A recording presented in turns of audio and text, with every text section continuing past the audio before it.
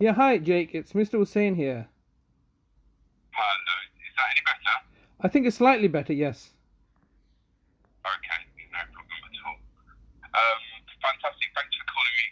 Thanks for calling back. Just as I was saying, just before we go into more detail about it, can I just take a few, give you a few questions, security Yeah, questions, sure. just Yeah, sure. for security? Brilliant. Can you confirm your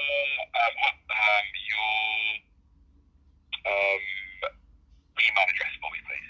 Yes, it's fatahbegum@gmail.com. Yep. And can you confirm your first line of address and postcode? Is it 20 Primary Way, Bradford? And BD24RT? Yep, that's correct. Could you confirm your date of birth for me, please? 22nd of the 2nd, 77. Thank you very much. Brilliant. That's fine. Thank you so much. So, for this call, really for myself is to arrange is to get an understanding for your dissatisfaction. That's led you to raise the service complaint, and from there, kind of like to see what it is, to see what we can do to resolve that, but also just kind of like see where the man is up, what can be done. So, from what I understand is from the airs of the service complaint was there's been a bit of dissatisfaction verbally from the 5.7, which you put on. Can you break down regarding the service complaint? And just to obviously give you some more detail, but I can't go into the case itself because I'm not my way of the case. I couldn't give any opinions on the case. What I can give is what's happened with the service that you received from the investigator dealing with the case. Yes, that's fine. So, Okay. so can I just ask before I go into that details? I had quite a lengthy conversation with the investigator Sean Jeffries because when we last spoke, did you manage to review that call to get an overview of what my issues were? I can understand that from the last discussion you had, I can take it that the 5.7 comments was given verbally instead of writing. So I think there was also there was a back and forth with how long the call was being taken. Also understanding obviously that given he wasn't happy with the time that he was being given, and he was upset for the fact that you felt that Sean's been biased and also not obviously allowing you to express your comments when you've gone through with regards to the comments which was left for it to get escalated to an ombudsman. Yeah. So the question was, did you review that call? Did I review the call? I've listened to the call. Oh, you have listened to it. That's the question. Yes. So you've listened to the call. So I'll try to avoid. I will try to avoid repeating myself because obviously you had an Okay. opportunity to listen to the call. Now, Okay. so the first thing is, I mean, obviously before, so as you've clarified to me that this call today is not to do with the actual investigation, but it's simply to do with how the investigation has been conducted by your colleague Sean Jeffries. And that's what the focus of the call should be, rather than delving into the nitty gritties of the investigation. Is that correct? Yeah, so I would be, so with regards to the case itself or the outcome of how the case has been, I can't really Yes, go into that as a service complaint. That would, I've sent did you manage to have a look through the fact sheet I have. that I Yes, sent? I have. Yes. Yeah, yeah, yeah. Um, So what it would entail is that because this is a service complaint from the fact of your concerns of how this investigation has been conducted and what it is that you believe that Sean hasn't done yes. for obviously the case being Yes. transferred from the investigator through the process. Yes. Okay. Right. I mean, so the first thing is that, as you can appreciate, did you say name was Jack? Jake, yeah. Jake. So yeah. Sorry, Jake. So as you can appreciate, Jake, that obviously I'm coming new to your organisation. I've not raised a complaint with the ombudsman before, so there is inevitably a learning curve of how your policies and procedures work. So, and that's just anticipated with anything. However, I feel the fact that though the that process, or I have a right to express my opinions on, if I feel that it's not like a an adequate approach to be taken, but that should not be like negatively influencing me. So let me just explain that I was the matter has been progressing with your ombudsman from January this year when I got it when Miss Jeffries first got in touch with us. And then subsequently, I think the relationship effectively became strained, and I became highly, needing to level, a complaint against her very recently. I think in the start of May. And when I had raised that complaint, made her aware of it that I will be raising a complaint, and I would ask for details of her manager and so on and so forth. She was first of all very reluctant to disclose that information to me, and I had to press her upon it, because obviously subsequently, you provided me with your fact sheet today, and I've had a review of that, and it clearly states that if there are any issues, the matter needs to be escalated to a team leader, and can I just confirm that this says that it needs to be escalated to a team leader and then to a service manager. Can I just confirm which role do you play? Are you a team leader or? I'm a team leader. Okay, all right. Yeah, okay. Okay, yes. Okay. So obviously, recently when Miss Jeffries made me aware that she will be looking to discontinue this investigation, I just felt that there was something dubious, and any concerns that may have had of Miss Jeffries in the past over the time period, I was reserving, because obviously the priority was not for me to raise a complaint. The priority was for the investigation to be concluded, and I felt that if I, in conjunction, raised complaints about her conduct and behaviour, then that would obviously mar the investigation, and I didn't want anything to delay that. However, when she first made me aware that obviously she was looking to terminate the investigation, I felt that that was an appropriate opportunity for me to then escalate the matter further. So I obviously asked her like who her manager was, and and that was obviously in a call recording with her, I believe on the 4th of May, and she was very apprehensive, and stating like would not be would not provide me with that information, like saying she doesn't have a manager, or something like this. I can't remember. It was not something that she was very forthcoming about, and then I had to press her upon it, and your name, and to get your name. Sorry, go ahead. Just to confirm one thing, so I just want to make sure that note's correct. So it's the 4th of, it was a call on the 4th of May. I believe so. Where you kind of pressed on the matter of to kind of like say, look, who's your manager? Because the case has gone to, the investigation has gone to a point where you felt in a way, because what you're saying, from what you're saying, you felt that I don't want to kind of like tell her about how she's getting on with this case would have an effect on the way the balance of the case would fall, because obviously, you left your comments until it was coming to the end, and when you expressed it, you then felt it was there was barriers being Yes. put on between obviously looking to go right, who's your manager, because I need to kind of express what's Yes. currently going on with how the case is being, you could have had questions about, right, I need to speak to your manager because there's a few things I need to question with how the case is being progressed at the moment. And from what you're saying is that you contacted her, you didn't get anything, and then you called up and kind of pressed the matter. No, sorry. Sorry, that's not clear now. Let me just clarify the situation. Let me just clarify the situation. She actually told me. I think we had a conversation on the 4th or the 11th. My memory is not right now, but we had two conversations on either the 4th or the 11th. It was the first time that she made me aware on the telephone call, because what happened is that it was the 4th, because what happened is that she had made an evidence request to myself at the end of April, and the call was in relation to the evidence request, what she had requested. And it's that in that telephone conversation that I was trying to express to her that I would be providing my evidence in the manner that I would be providing it in.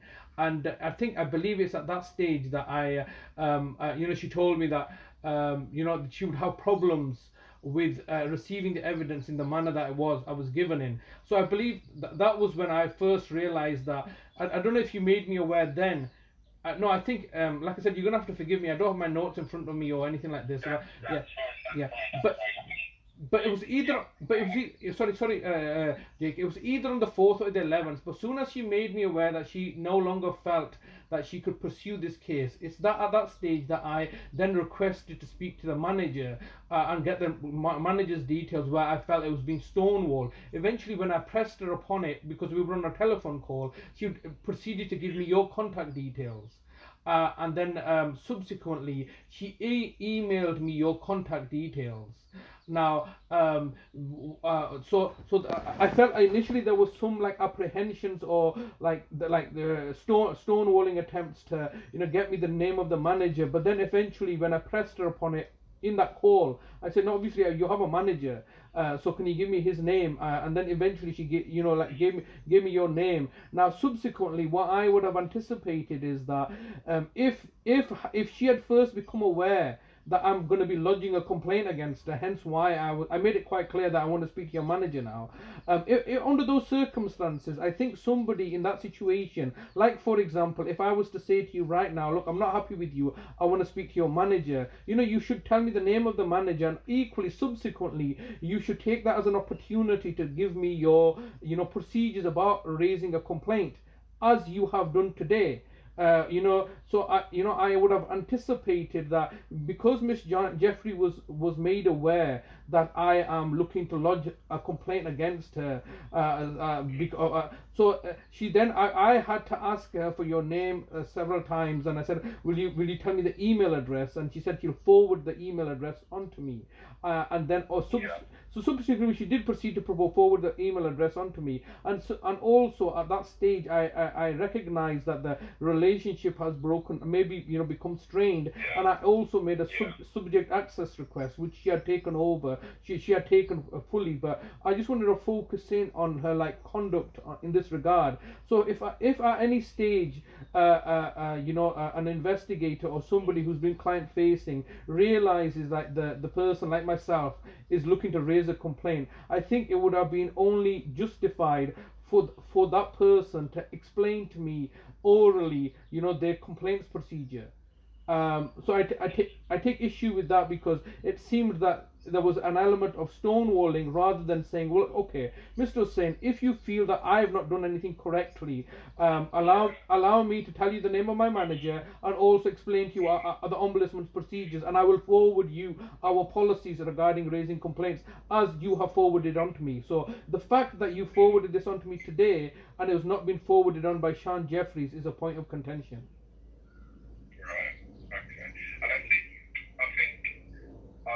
On the manner of things, what you're saying is the fact that when you kind of made it apparent that you felt that the case wasn't being managed in the way it should have been, you felt from there, it started to take a bit of a rocky patch with the more that, could I just speak to your manager to express things, and the barriers, you felt that there was barriers being put up where, obviously, looking at the complaint fact sheets that you've looked through, you can see that there's obviously stages, and what would have been able to execute things and make this a lot better is if it was smoothly put out, that it wouldn't have took as long as to me sending it to you, where you felt that the barriers shouldn't have been put up when Shauna had basically, when you expressed to Shauna that, look, I feel that I need to speak to your manager about just conduct of how this case is going on.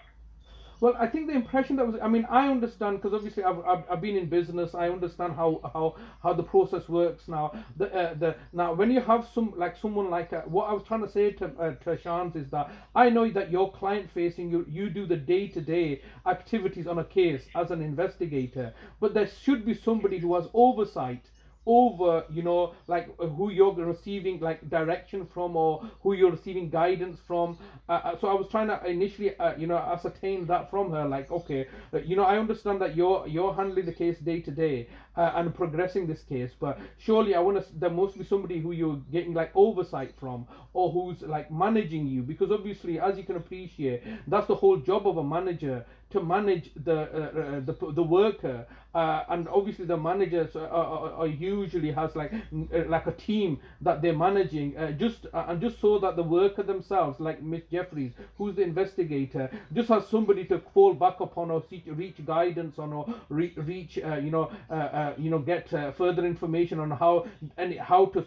overcome certain difficulties that they may be facing. So when I was trying to highlight that, look, I would like to speak to somebody who you've been speaking to regarding this case, and it was like, oh no, I'm quite independent, there's nobody else that has been having oversight of this, it's completely my decision regarding taking this to the ombudsman.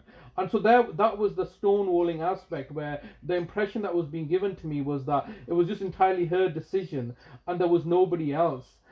And evidently that didn't sit right with me, because I thought, well, you don't work in isolation, you work, obviously in a corporate structure, so there must be somebody who you. So then I had to ask her, look, who is your manager? And then she, eventually with reluctance gave me your name and said, I'll give you the email address, because your surname is slightly difficult to pronounce. So I asked her several times, and then she proceeded to provide that to me. But the impression that was given was that it was entirely her decision and there was no like management involved. And then obviously now that you've provided me with this sheet, it just seems the fact that the information that you've sent me today, that was not conveyed to me, and it seems to me that I don't think even she knew about this. That's the impression I get now. Because evidently, if she had reviewed this document like I've reviewed this document, she could have said, "Mr. Not a problem. My line manager, or my the person that you need to speak to is this person, and by the way, I can provide you with a fact sheet of how we do our policies." So because that was not provided, I think that's a point of contention for myself.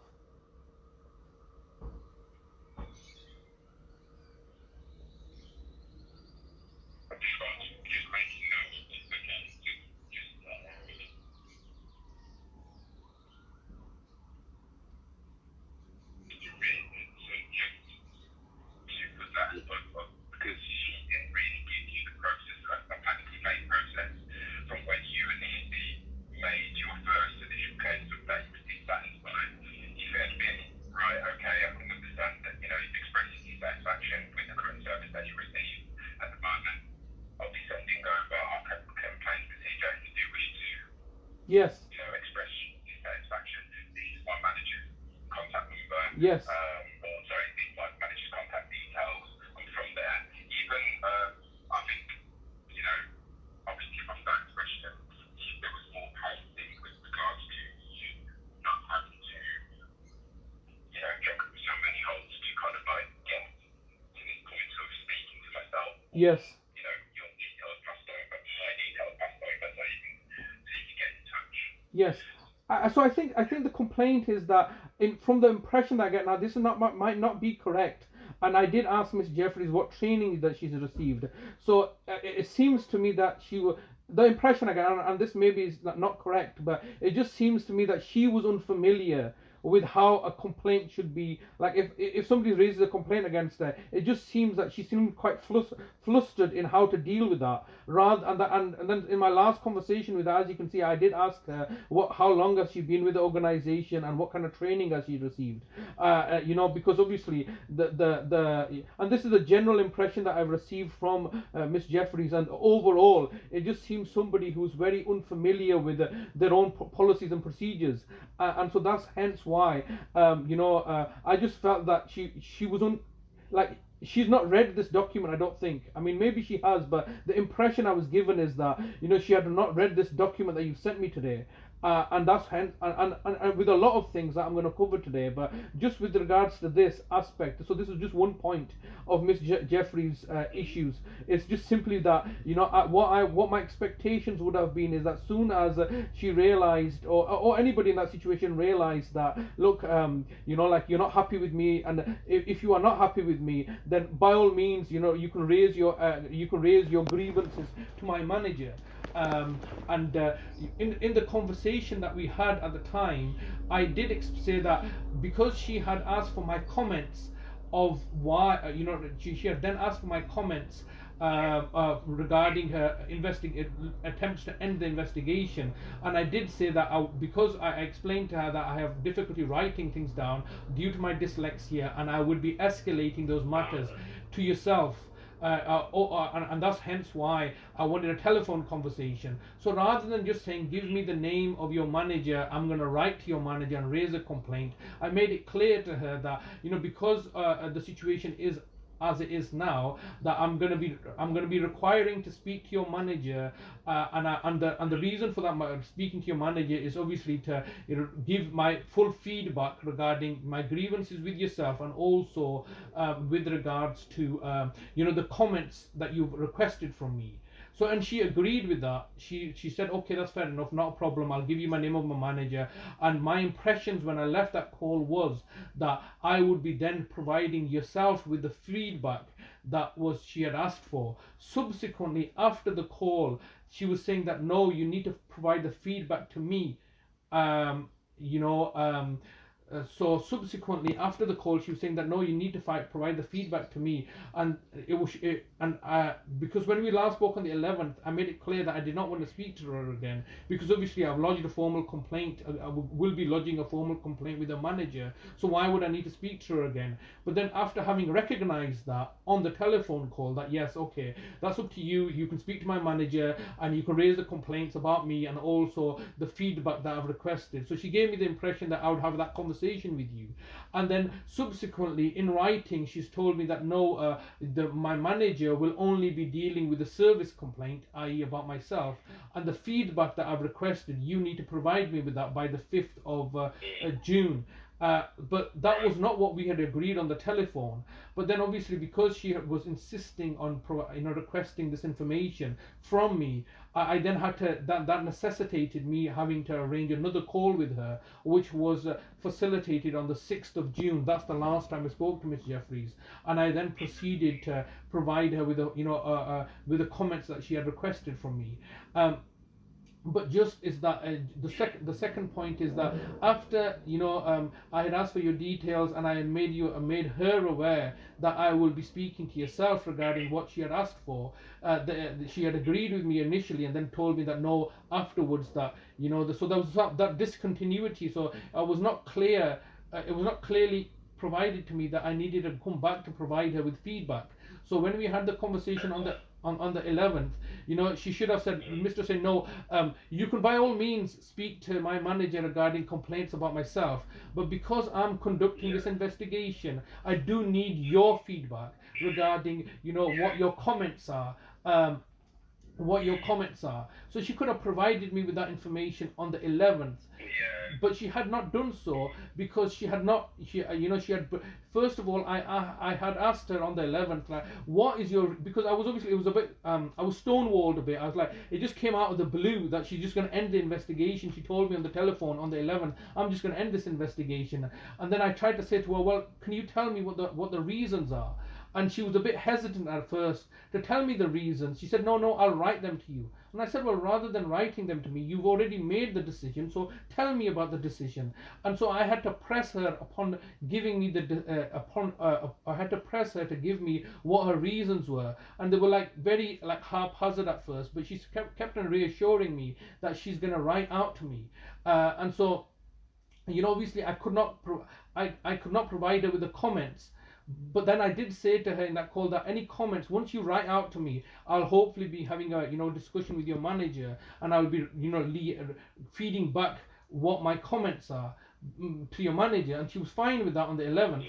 And then subsequently, she's I think a week or so, there's been a delay in getting me the writing, the written reasons and also giving me the schedule of you have a schedule of what reasons you can end an investigation. That has been delayed Yeah. from the 11th until I believe the 20, sometime after the 20th, when she actually wrote to me. I don't think, and so So when was it? So just to, so I can just make sure I've got get these dates down. Yep. Another area of complaint, and I don't want to miss details. Yes. So there was a delay in, so that I can just make sure that I'm caught up. So from what I've gathered is basically this from when you first notified around the 11th of May. You spoke about the complaint. You raised to the investigator, to Sean, look, I don't feel this is going in the direction to speak to your manager. Yes. To kind of express where the case is. And then there was a back and forth because it was my comments and feedback. It seemed to have been a confusion in between there, which led to she saying, I need your comments, which there was confusion between comments and feedback.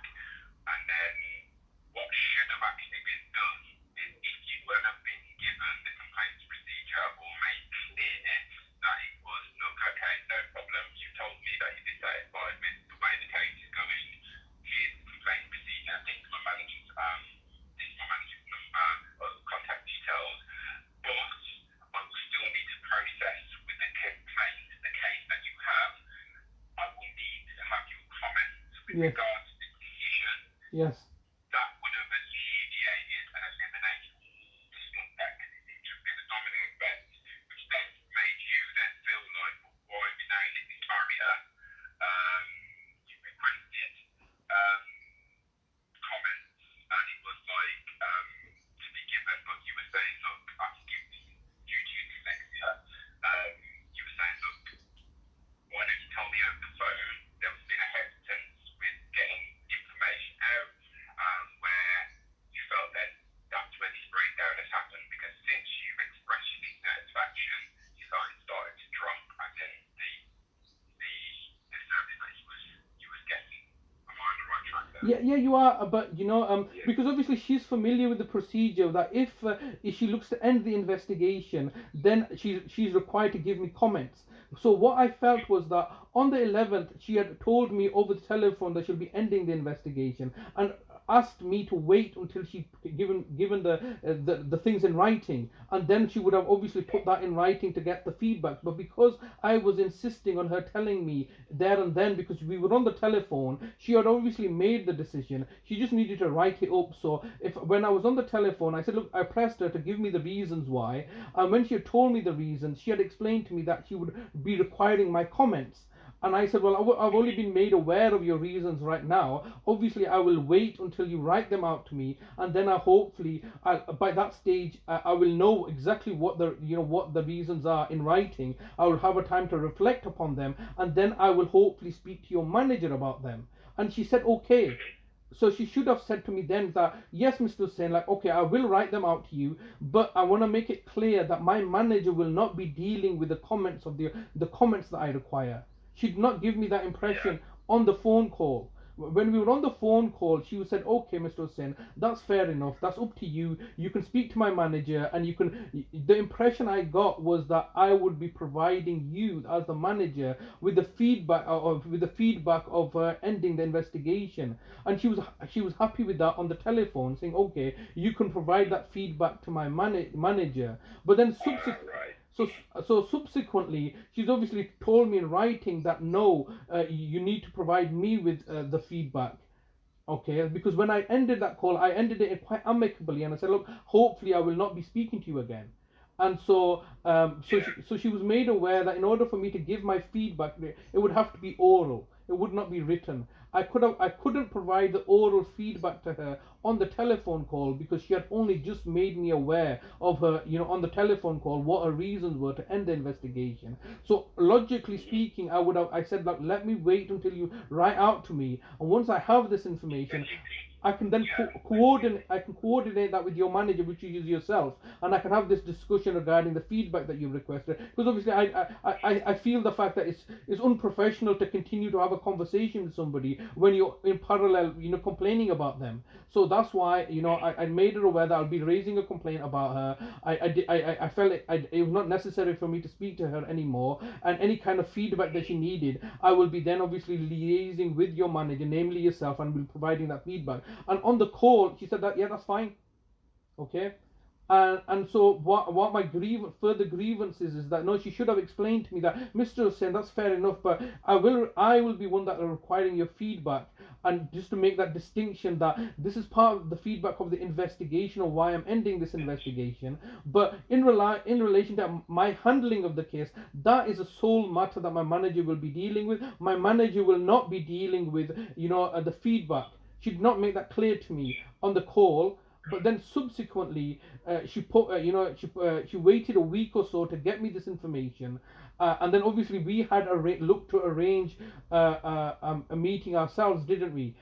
Which didn't happen. I think it was for a Wednesday. I said I'm not available that day. I think it was Wednesday the 7th. I was hopefully, my intentions were to speak to you on Wednesday regarding the feedback and everything, but Miss Jeffries had then in the interim written out to me and told me that she needed this feedback by the 5th of June. And then I said, well, if that is the case, I need to then speak to you about this feedback. I want to give the feedback orally. And then we arranged for the 6th of June when we last had a conversation. But like I said, it just seems very amateurish. Yeah, that's the right word. I mean, Miss Jeffrey's handling of this case seems highly amateurish, because it seems that she didn't know enough. Like, for example, she could have explained to me on the telephone call, well, look, these are my reasons. I've made my decisions. And this is the schedule I have, and this is what I've been like. So it was basically, I felt that on the 11th she had preemptively let the cat out of the bag, effectively, that she had she had effectively told me that the decision's already been made, when I don't think she meant to do that. And because she had told me the decision's already been made, I was then in a position to say, okay, well, if you made the decision, can you justify the decision to me? Her then attempts were to say, no, I will write out to you. And I said, no, we can speak about it right now. The decision's already been made, so tell me what the decision is. She then proceeded to tell me the decision.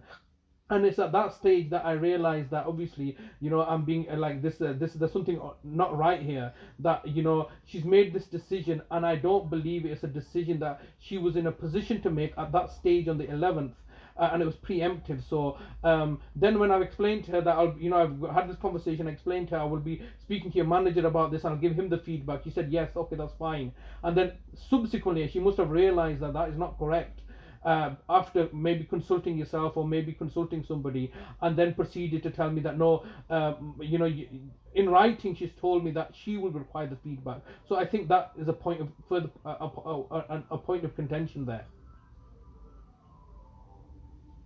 So for me, the main phone calls that I wanted to listen to, apart from the more recent, the recent phone call, is the one for and the 11th. Yes.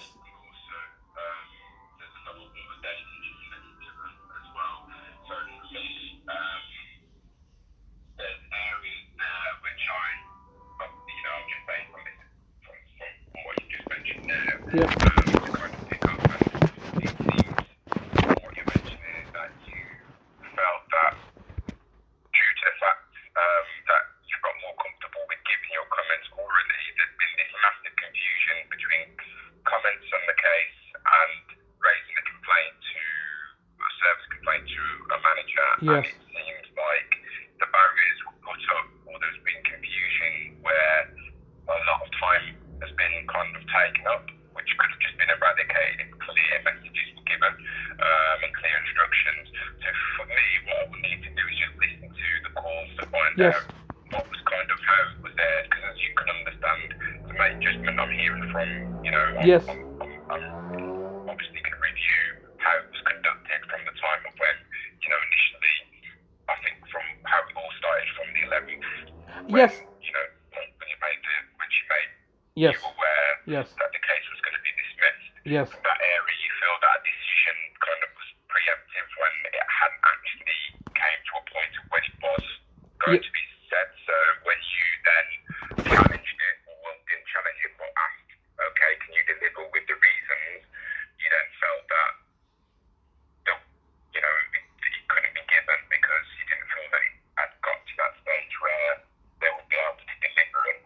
So from a matter of saying that this case is going to be dismissed, you would have then felt that, well, okay, if you're dismissing this case, then you should have the details to tell me the reason for it. But when you then asked for those, there was a hesitancy with giving it, which then you felt, well, if you've come to this decision, surely you should Yes. have the evidence to back them up. Yes. And then from there, you kind of felt that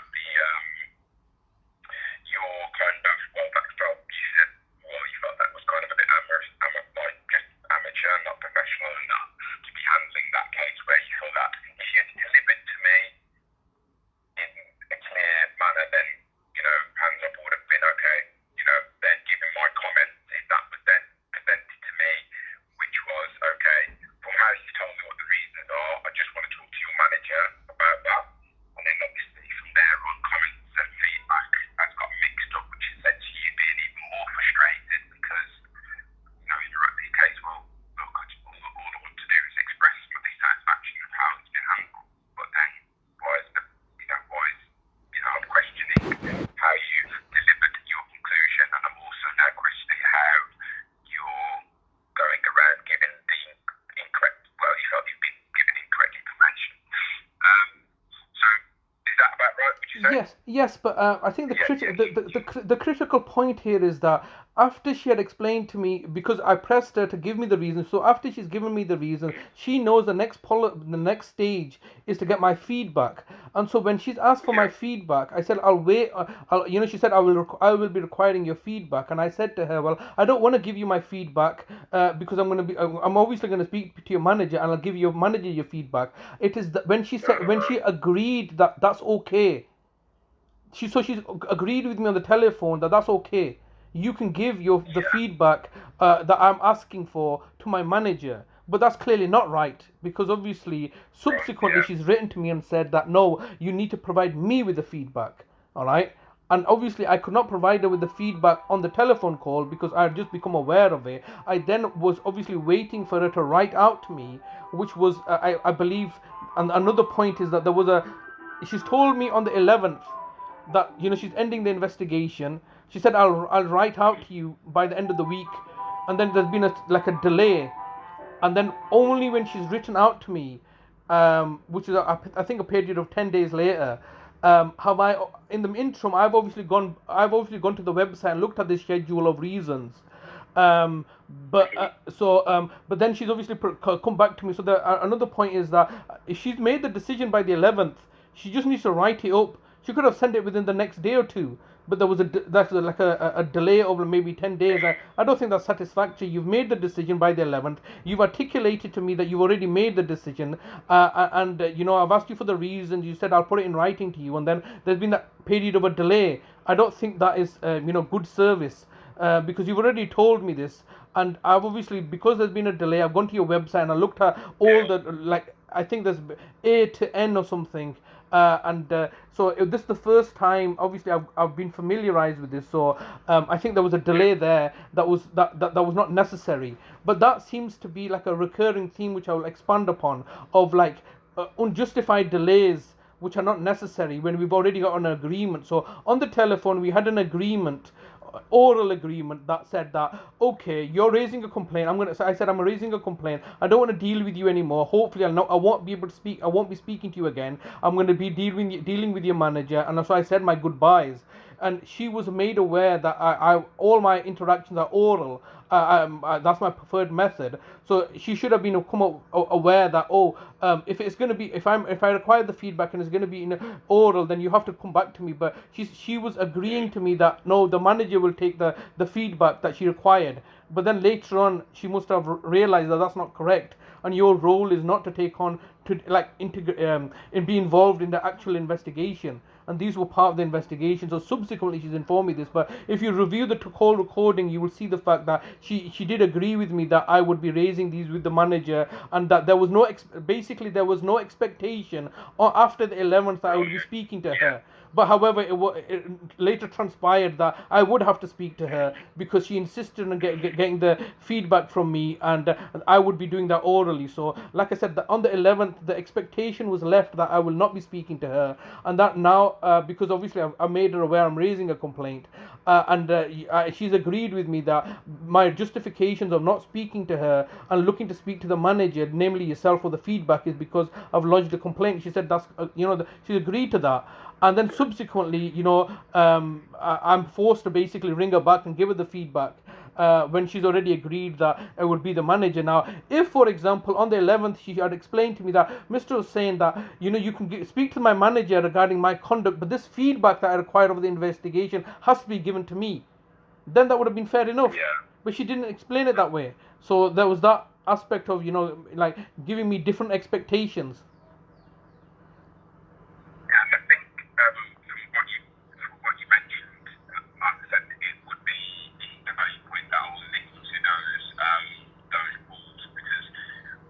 Yes. Okay.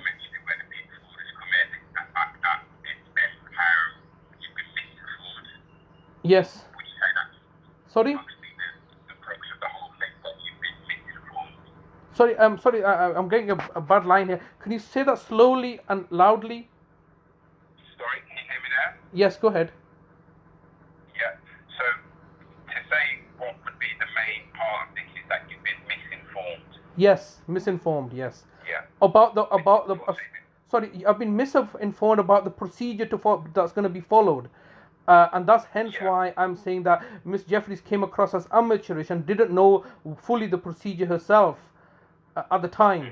So that's what impression I got, and that's obviously, as you can appreciate, as a customer giving feedback, I need to have some the call handler must have like confidence or understanding of what procedures need to be followed to give me advice. If they don't know, then how can she give me info? So I didn't get that confidence. So she she didn't give me that confidence. So just moving on to the next point, if that's okay. Yeah, go ahead. Yeah. So obviously she made me aware on the 11th. However, I'm slightly aggrieved at the conversation that I had with on the 4th. So I believe that on the 4th we had this conversation, and I felt that her questioning, she had asked me some questions on the 4th of May, which I believe now in retrospect were basically trying to coach me to give her the justification to end this investigation. So what I mean by this is that, I have at the stage on the 11th of May or the 4th or the start of May, I was not familiar with your, schedule of reasons to end an investigation. So there's a clear criteria that needs to be met. And I feel the fact that the question that Miss Jeffries was asking on the 4th of May were trying to coach me into giving her answers to justify ending the investigation. And I feel that if that is the case, then that shows bad intention, or an intention to simply find a justification to end the investigation. So for example, Miss Jeffries has asked me that what are my expectations of this investigation, what do I want out of this? And I found that an odd question, because earlier on in the investigation in January, February, I was very open and transparent with Miss Jeffrey, and I had explained to her, and she had explained to me the full, the abilities of the Ombudsman. So I was fully appraised of this. So when she was asking me this question again, I did think it was odd, and then I did say, well, I'm never going to be satisfied because my mum's died as a consequence. And I feel the fact that she was basically, having known, having built up a relationship with me, she effectively was looking to find ways to pigeonhole me into one of the, criterias that she knew about. So, one of the criteria she has used is A, which is there's no reasonable prospect of success of the investigation, and basically criteria N, which is anything else. So I feel the fact that she was fishing for information from me on the 4th of May to justify discontinuing the investigation. And so, in that conversation, I do remember at the time when she was asking me these questions that it was slightly odd of her to be asking me these questions. The other thing that she said to me was, Mr. Hussain, nothing is preventing you from pursuing your own actions, which I had already made her aware of several months previously, that it was my intention to pursue other actions. But so, and the reason I had made that information available to her was to be just open and transparent, just so she knew where I was and what my intentions were, because I was not trying to hide anything. But it just seems to me that she was basically fishing for excuses to justify ending the investigation. And this call on the 4th of May was as a result of her making an evidence request. And both myself and the other party were required to submit evidence, I believe, by the 4th or the 5th of May. I had rang her up, and my intentions when ringing her up was to provide my evidence orally over the telephone, which basically was, and I had made Miss Jeffries plainly aware that the evidence that I will be submitting is evidence that she would not be privy to, and the other party, namely the solicitors, would not be privy to, which is my call recordings with them, because the solicitors firm had not been recording my calls. I had been recording my calls, and I could evidence to her that what I'm saying, my complaints are substantiable or evidential, because I've got evidence of everything. I have my call recordings. So Miss Jeffries, I was saying, I'm trying to give you my evidence, and she said, well, you have to give it to me in this format. And I said, look, I'll give it to you over the telephone right now. And so basically, I then proceeded to provide her with a URL link, which I could, I can say over the telephone. And then and she said, okay, I'll take that. So it was just basically tinyurl.com/Burkniazi, or something like this. And she had written it down, and then I made her aware that my evidence is in the format of YouTube videos. The YouTube videos are not in the public domain. They're in a private space. They're not open to the public. But obviously, I would be making Miss Jeffries aware of this, link, so she could review them. And then instantly she was looking to. Sorry. So the YouTube videos where you yourself giving evidence, was it all just from what you could get from? That was your evidence based on what they were providing, yeah? Sorry, I'm not clear on what your question is. Sorry, so the URL links were of evidence which was being presented. Yes. So there's basically only one URL link. The one URL link takes you to the YouTube site, where there's a multitude of videos. It's in a playlist. Basically, it's a URL to a playlist, and the playlist holds all my telephone interactions and conversations with the solicitors firm. Okay, so that was the method I was looking to utilize to provide my evidence, and Miss Jeffries was unclear of whether that would be an acceptable format for her, because that was highly unusual as a means of providing evidence. Her expectations were like obviously documentary evidence, namely documents or emails or something like this. So that was her expectation. However, I had previously alluded to her that this is what I would be doing. I'll be providing her with my audio recordings. However, at that early stages when we had this discussion, we were not at the stage of making her making an evidence request. But I did say to her that I can fully justify my complaints because I have evidence of this. I've got all my call recordings. So, for example, one of the complaints was that they had not been answering my calls, and they said that we don't have any. He never called us. but obviously I did have those recordings because I kept a meticulous log of them. So when I proceeded to provide her with the evidence, to meet her evidence request through a URL link, she had taken it down, not understanding, thinking maybe it was a website. But then I proceeded to tell her that the URL link is simply to a playlist on YouTube. And then at that stage, she became like, well, I'm not sure if I can take that information.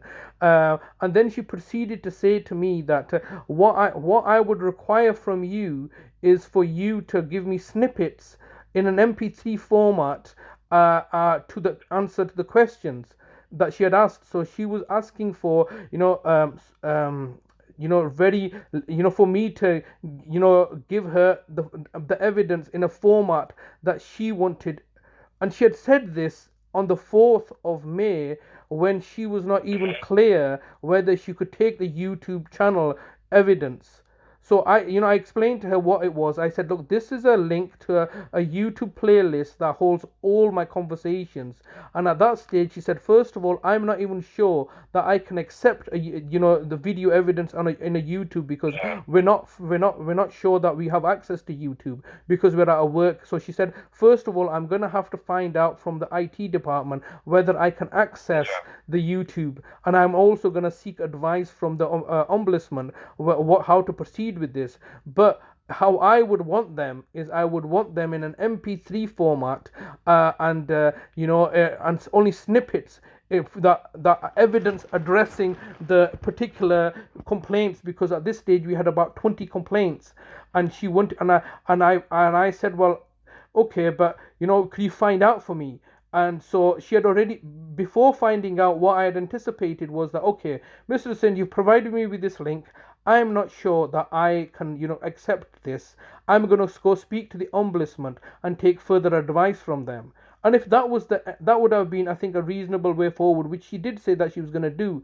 But then she proceeded to explain to me that, no, I don't want all the evidence. I just want you to go through it all, and then with the reference of the complaint, and get me in this format. And I took objection to this because I said that's going to take more of my time and resources. And often one of the problems is that, how do I evidence to you an omission? It's okay to evidence a commission or an act because it's recorded, but I cannot evidence to you. How am I expecting? I was just slightly confused about how she anticipated for me to make an MP3 file of the fact that I had called and they had not answered. Okay. Can you understand? It was we were both at a very we were both at a situation where she wanted the information, the evidence, in a format and in a process that best suited her, namely snippets in MP3 format, directed at the particular complaints.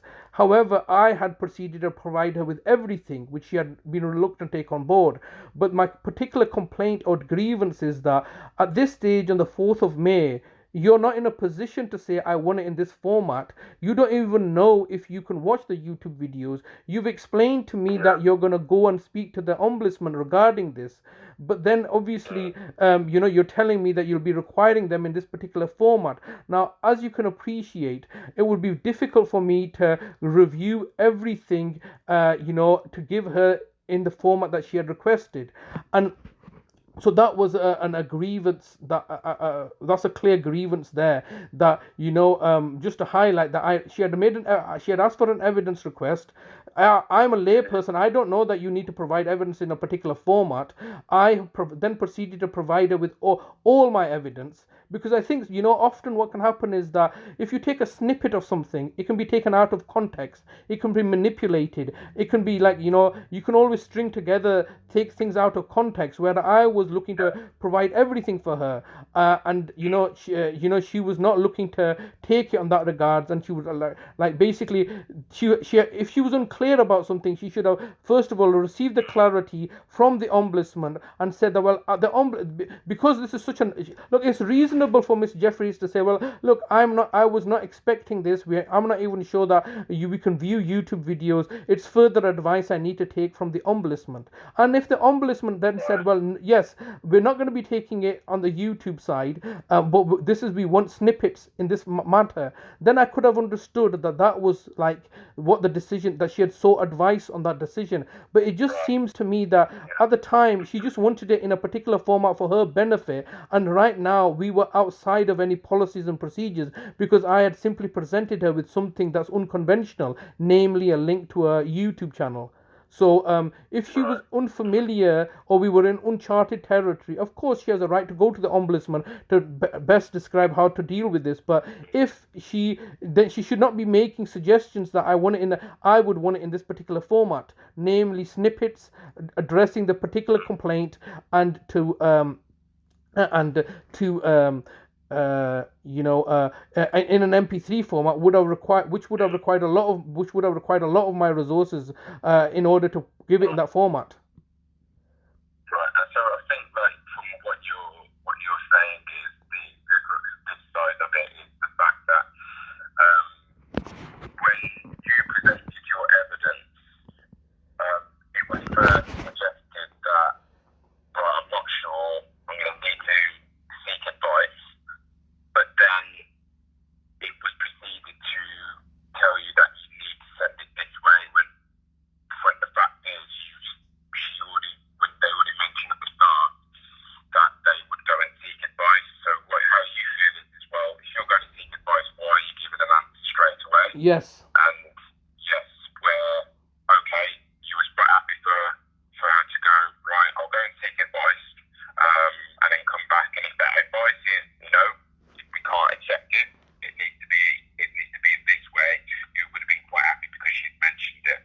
Would that have been the same case? And I'm just asking, if she had confidently presented to you, right, we don't accept it through these, this is the process of how we accept it, would you have accepted that? Yeah, I believe because yes, I mean I was not gonna say no. I'm not gonna. Obviously, the whole point of but that was another excuse that she used, saying that I was not cooperating with her, because obviously that's another reason. If like so, it was not for me to be objectionable. Obviously, this is like open to negotiation effectively. I mean, so if you're not accepting in this format, I'm reluctant to do it something as well. I'm not saying no, but if you're reluctant to accept it in a particular format, and I'm reluctant to go through and provide it in a form, maybe we can reach a common. So there's an open avenue there. It says that you can say that look, you can tell us, look, the reason that we don't accept it in this format is such and such and such, yeah, and you need to provide. Could you provide it in this format, or how could we best assist you? Because obviously, so it was not simply I was saying no, you're going to take it in this format or else. I did not say that in that way. And then subsequently, she's phrased it that that's the way I was presenting, and that's clearly not the case, because we're both in uncharted territory, let's say. She needs to further advice. Go get that further advice. Come back to me and say, well, I've got some advice from the Ombudsman, and this is how we think is reasonable for you to present it in this manner. And I would say, well, in order for me to present it in the manner that you're saying, then obviously it requires a lot of my time and resources. And I kept on saying to her that, look, and she made it clear to me that I didn't have to provide any evidence. I was not in if it was, that it was clear to me that, look, either you've asked for the evidence, I'll provide it, which would obviously assist my argument. But if I don't provide it, I shouldn't be prejudiced. So then she's used that as an excuse that I would said that I did not want to do it that way. I was just trying to articulate to her, look, the difficulties I would have and the time and resources that they would require from my side to give it in a format that you require. So that was obviously, it was an issue of contention, but it was something that alternatively the Ombudsman could have just simply said, yep, we're happy with the way, we're going to give you access to the YouTube and you can review all of it. So, but because she had preemptively made the decision that what the Ombudsman would have said and then provided me with guidance and saying that we want it in a particular format, I don't think that was correct, because that was like, on the one hand, you're saying, I'm not sure, but then I'm making the decision on behalf of the yeah, ombudsman and saying that no, you need to provide it, because that's going to be the most convenient way for me, because I don't want to be trolling through like hours and hours of videos, because that's going to be a waste of my time. So what I want you to do is, so can you understand? So already she's like rigging it up for her advantage yeah, rather than saying, well, right. is that okay? Yeah. Yeah, I'm making the bullet points from here because what I want to do is when I do listen to the calls, it's just kind of finding these Yes. points out. And, you know, during the call, thanks for giving the details of each section because it's really helpful for me to understand where your dissatisfaction at. Yes. Because what I can get from here, it seems to be that you're feeling that, right, how there's not been very conviction. Seems to be kind of something where it's like, okay, if you're going to deliver a message to me, it seems to go grey. You know, and what you're kind of like, from what I can gather, correct me if I'm wrong, is that what you're saying is you just need to be clear with me. Just tell me what it is, black and white, so I know. And every time there's a challenge, it seems to go grey, and you're left after the call kind of questioning, well, what is it that I'm doing? Or what is it that the conclusions come to? So I think in this degree on the 4, when you presented your evidence, it was then says, well, right, I'm not sure, I'm going to need to go back and have a listen, you know, see what I can get with the advice regarding to the evidence that you presented. And you've gone, okay, then that's fine, you go do that and then come back. And then it was, but I don't think we're going to be able to take the evidence on. So for you, you're left with going, well, you've just said that you need to go and seek it. Where if she had come out quite confidently and went, look, it's something that we don't do, we don't accept that type of investigation, evidence for X, Y, and Z, this is the way that we can process the evidence, or these are the options of how you can present it. Does any of that work for you? You know, kind of gone through it and explained it in more detail, you wouldn't be here going around, okay, Yes. so I'm giving you the evidence, it's not what you wanted, but you presented it with me in a way, you know, you've kind of given me the other options Yes. without kind of saying it might be something that we do, but then kind of like feeling like, you know, you felt like it's, okay, it's something that you might do, but you don't want to go and do it because you'd rather just do it the way you want to do it. Yes. So, yeah, that would be something that I would need to listen to within the call, just Yes. to see how that was presented. And I think, you know, obviously, like I said, it seems like there's a kind of pattern with the way on the 11th as well. Yes. Information was given to you, but again, there was a mix-up because when you kind of pushed through it, Yeah. it was the hesitance with Yes. the decision that was made or the comments that was given, and Yes. all you wanted was, look, you know, this Yes. is the way that I need to be presented information. Yes. This is the way I give information. Yes. And, you know, Yes. I'm quite clear that I've made that apparent. Yes. With, you know, how, Yes. you know, I need to put it. And did you mention, because you're dyslexic, is that Yes. Yeah. So did you mention this as well to her, how you would prefer to give information out? Well, yes, I made it quite clear. I mean, obviously, it's not something I'm proud of, is it? It's like a disability and stuff. So I'm not. Yeah, it's not. Saying I'm dyslexic myself. Okay. Within the organisation, you know, it's one of the major things. So, you know, by all means, if this is why we have these reasonable adjustments put in place, Yes. to make sure that we need to understand this, and the audience reach needs to be out there, because the last thing we want you to feel like is, due to the fact that you're dyslexic, you're unable to, you're going to be faced with these barriers. Yes. You know, information put in the right way. So what we want to make sure and be clear, and the moment that you know, or you've gone through to the legal ombudsman, is that reasonable adjustment, Yes. any, are put in place, be it that the Yes. communication that you receive, and to be quite clear. So again, did you make this clear? Or Yes. Well, like I said, so to answer that question, like you said, I as you can appreciate, it's not something that I'm going to vocalize at the start of the proceedings that, look, I've got a disability. Just all I usually say is that I want to do things orally, which is a right that I have. And when people ask me to put things in writing, I said, well, I don't, I usually don't tell people because it's not necessary. I just say, look, I'm within my statutory rights to request things orally. So it was clear to Miss Jeffries that throughout our interactions, I would have oral conversations with her. I didn't feel it was necessary for me to explain to her why we're having oral conversations. All right, and it's not the case. And as you got dyslexia, it's not that I can't write. It's just causing me some difficulty. So yeah.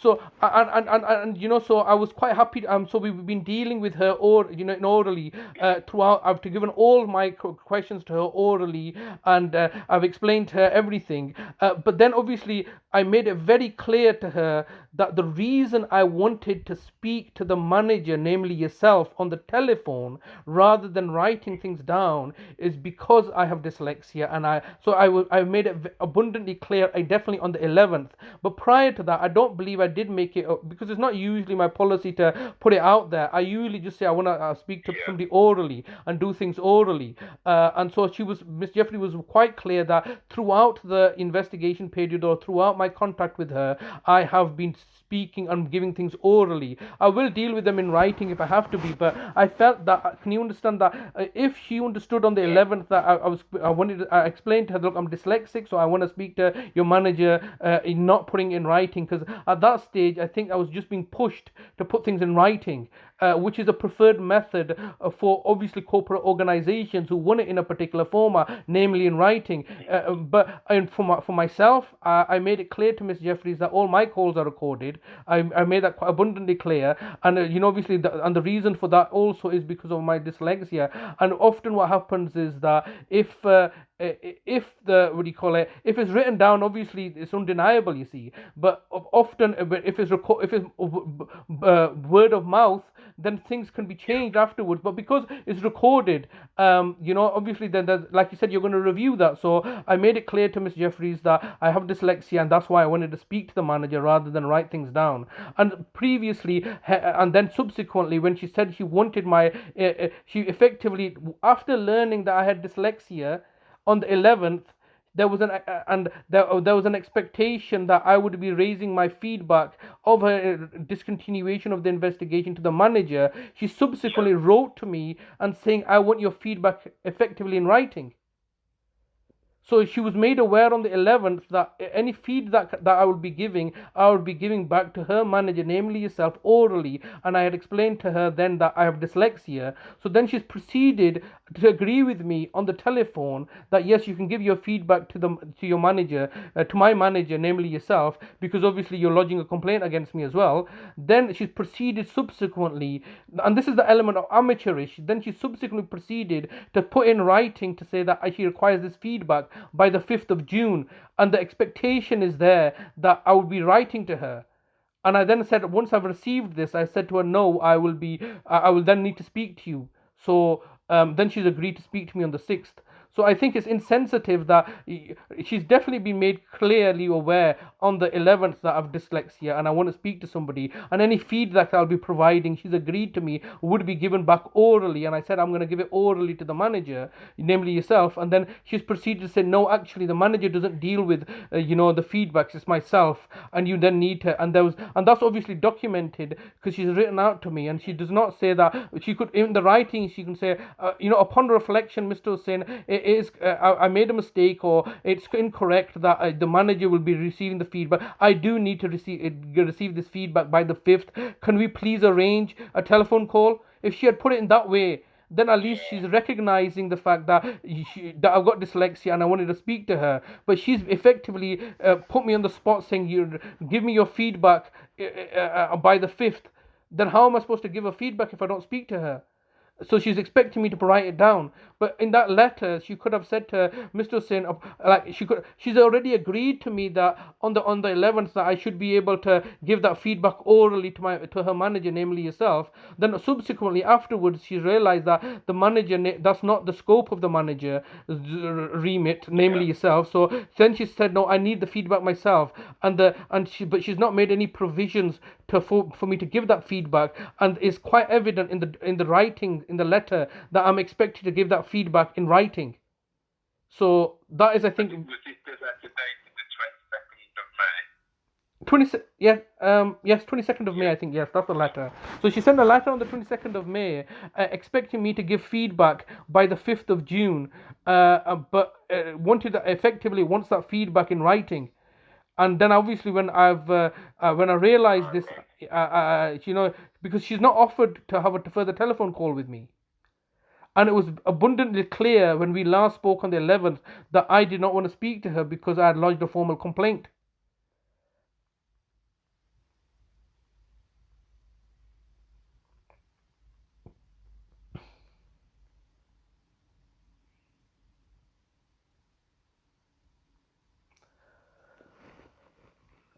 So is that okay? Yeah. Okay, all right. Is there anything else? Yes, of course. Yes, there's many other things as well. One of the things is, once again, what happened is that on the, this is, I think, highly, the approach that Miss Jeffries has taken, I think, is highly discriminatory, because obviously she's made an evidence request for the information by the 5th, I believe the 5th of May. I've rang her up, given that information. I've then asked her, has the other party, namely the solicitor's firm, also complied with your evidence request? And she said no. They've asked for more time, and I've agreed to give them more time. Do you want more time? And I said, no, I don't need more time. I'm going to give you my evidence right now over the telephone. And she was a bit hesitant to take that, but she had agreed to give the other party an extension of time to get the evidence, because she felt that was she had the discretion to do so. But then obviously I pressed her upon that, and I said, what date have you given for them to give that evidence to you? And she said the 20th of May or 25th of May. Okay, so she gave me a clear deadline that the other party have to comply with, because obviously when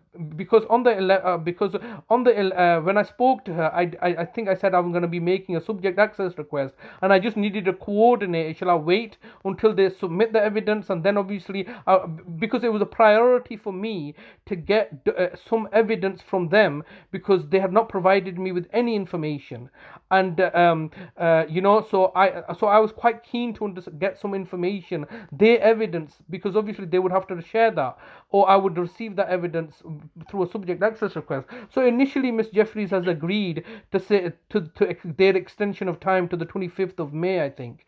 So obviously I knew how the case was progressing. She had informed me on the 11th that she would, that her priority was to take this to the Ombudsman.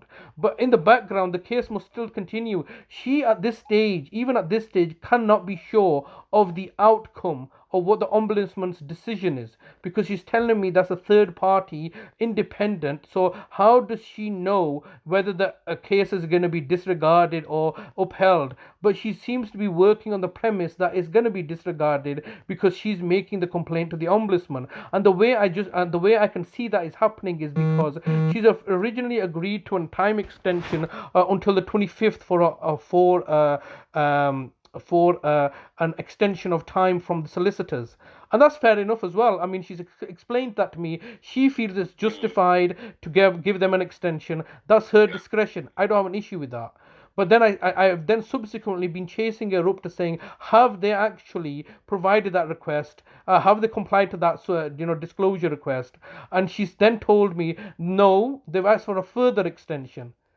And I just thought that, well, that, once again, it's her discretion. She is the investigator. It's not my discretion, is it? But all I've asked for is, how much time have they asked for, or what extension have you given them? And she's refusing to give me that information. So when I last spoke to her on the 6th of June, She's refused. I pressed her. I said, "Look, I'm going to press you now and tell me what date have you given them?" And she's refused to give me that date. I think that's highly unprofessional. And the reason it's highly unprofessional is because at the end of April, she had made a disclosure request for both parties, given us a specific deadline date. I think it was the 5th of May. I've proceeded to contact her and comply with her deadline date. She's then explained to me the other party have not complied and asked for an extension of time, and she's agreed to that, and she's given me an extension of time date, 5th of May. They've asked for a further extension of time, but now she's not giving me the date. So once again, we're in this grey area. Either the policy is that you provide a specific date and then you work upon that. And this is another recurring theme that the way I work is I need something definitive. I need you to tell me exactly what's going to be happening, when it's going to be happening, give me dates and times, so that allows me to know the fact that I can schedule in a better position to coordinate myself.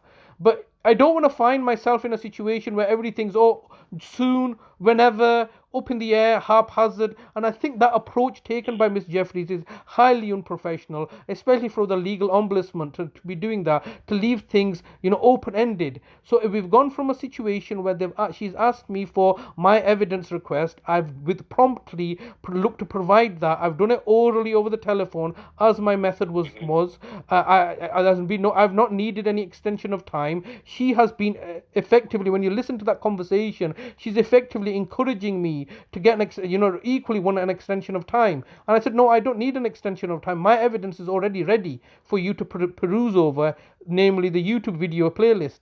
So I was trying to give that to her, and it seemed the impression I got, and you will be able to discern that from the call on the 4th of May. She was saying, well, you also can have an extension of time. And I said, well, I don't need an extension of time. My evidence is ready. Look, here it is. I'm giving it right now over the telephone.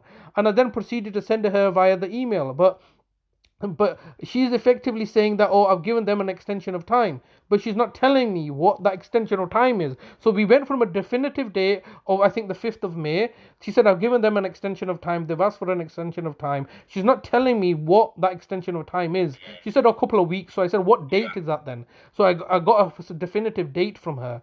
And you can see from the email exchanges, I've then persistently been trying to say to her, well, have they adhered to that? And she's basically like fobbing that off, saying, well, that's not really important right now to me. What's important to me is to get this evidence together to go to the Ombudsman by the 5th of June. So I want you to, that's what I'm prioritizing. But then, does that make sense? So if the case hasn't ended, these are still things that you can be doing, and you can be chasing them up. But then, even if they have asked for an extension of time, that's down to her discretion. She's the investigator. She has the power of discretion. But then she's not telling me.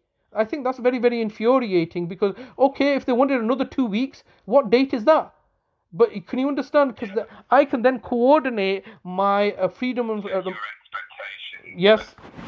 I can also, I have a clear expectation of when, because they have to submit the evidence request. And I explained to Miss Jeffries on the 11th that at that time I'd spent over 10 hours on the telephone call with her. So, and she had just looking to dismiss my case. It's now been I've spent about 15 hours on average speaking to Miss Jeffries on the telephone call. So I feel slightly aggrieved that for her to simply brush off the investigation, to have it like basically thrown out on some flimsy grounds. I felt aggrieved at that. But obviously, she, in the background, she needs to continue to do her job, basically to get this evidence, because there should be nothing stopping. That should be ready for her. But the impression that she's effectively giving to me is that she doesn't really care about this investigation. She's not interested in pursuing it. So therefore, she's basically giving the solicitors a get out of free jail card. Because any expectations is placed upon me as a lay person, I've fully complied with. However, they're a professional body, and she's not, basically pushed them and said, well, I've already given an evidence request, which is a reasonable time. Mr. Hussain has complied within that time frame. You've asked for a 2-week extension. Okay, I understand that the case is complex. There's about 20 different complaints that Mr. Hussain has put forward. Okay, I'm going to give you a further time extension of 2 weeks. and that would have been the end of it. But then she's proceeded to give them a further time extension. Because I've asked, has the solicitors provided the evidence? She said no, they've asked for a further time extension. Then I pressed upon it, and this is the only time that when I pressed upon it, she's literally refused to give me a new date. So even now, I do not know when the solicitors have an expectation of doing the evidence. Yes.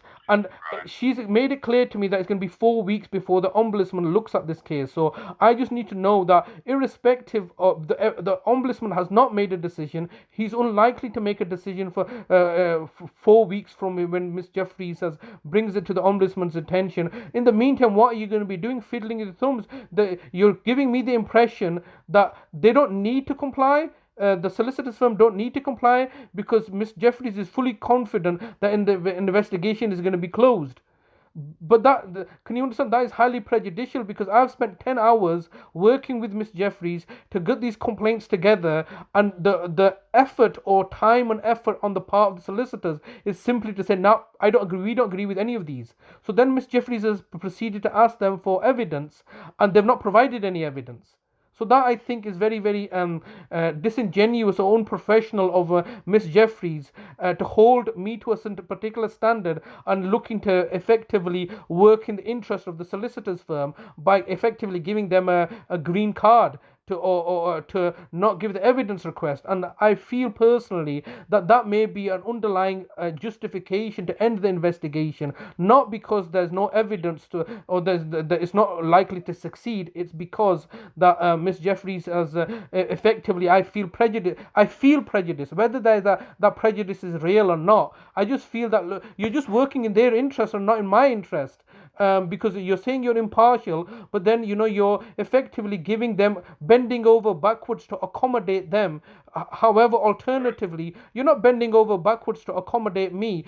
Obviously, I've told you I'm dyslexic, so you've not arranged a telephone call follow-up. You've obviously, I've told you I'm presenting my evidence in this particular manner, and you've said you're going to get some advice. So basically, I just feel that it's very, very, how can I say this? Miss Jeffries has told me that she's looking to treat us both equally. So myself and the solicitors firm, she said, I'm impartial and I'm going to view you both equally. And I feel that aspect, although it sounds very equitable, is prejudicial against me.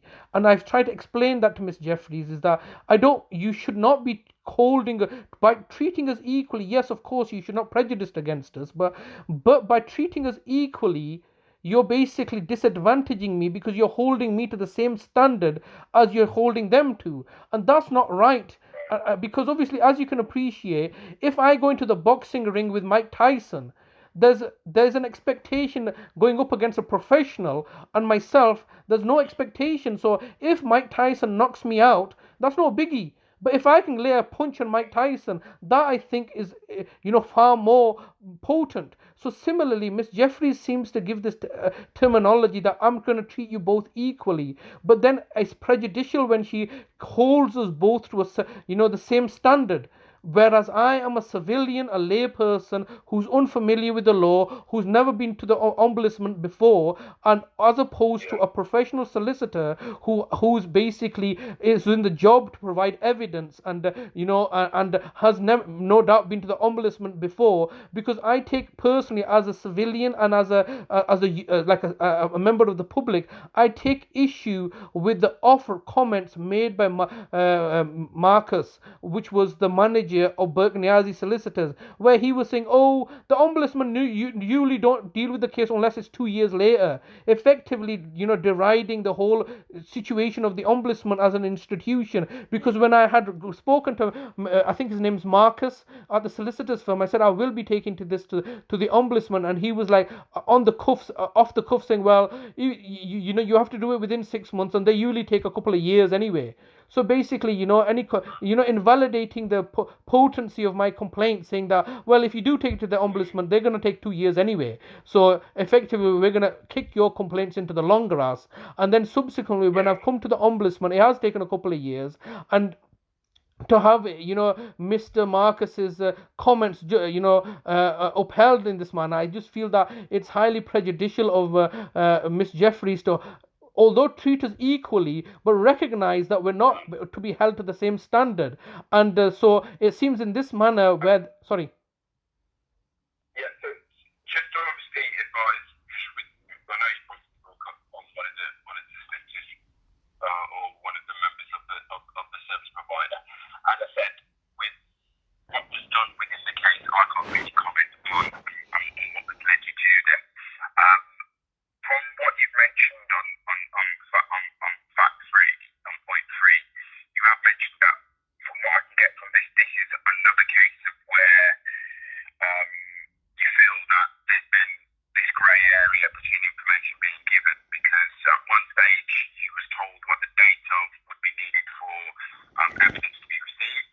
Then on the next case, when there's been an extension, you haven't been given the extension date for the service provider. And obviously that's led to, again, this kind of grey area of, well, why is it done? It needs to be one way or the other, because now it seems like you're given, it seems like the rules are being made up, so to speak. And I think this is our conversation, this was a conversation on the 5th, this is the 11th of May, so this will be the 11th of May call, yeah? Sorry, no, this would be the last conversation I had where I had pressed her, which is the 6th of June, when I had pressed her. 6th of June call, yeah. Which you've already reviewed. You've told me you reviewed that last call, and in that. This is why I'm just trying to mention, because I didn't want to see this be picked up, because on the 6th of June, obviously there had been this, you can tell there was a kind of breakdown between, and there seemed to have been the back and forth, and again, obviously you've advised that you felt that, you've mentioned about the bias kind of treatment that you felt had been going on as well. Yes. So I think from here, it's just to see if there's been issues been kind of brought up previously. So that's why I just need to make sure that it is within that call. But at the same time, on the measure of how many times this kind of looked like you felt this is crept up, because obviously I need to take into effect. Yes. Well, did you feel this way during the call, maybe on the 4th, or was the previous calls? How did it handle to get to a point of when it was first? Yes. For yourself, you kind of felt, look, the way things are being delivered. Yes. Not to what I thought, and Okay, well, I can tell you exactly when it started. I mean, I can't tell you the exact conversation that we had, but it started on very, very early on, because very early on, when I had come, like in January or January time, I felt discrimination, because all I had asked for is that I had explained to Miss Jeffries that my main issue with the service provider, this is the main issue, is that within the law, I know the fact that I have a right to access the case file.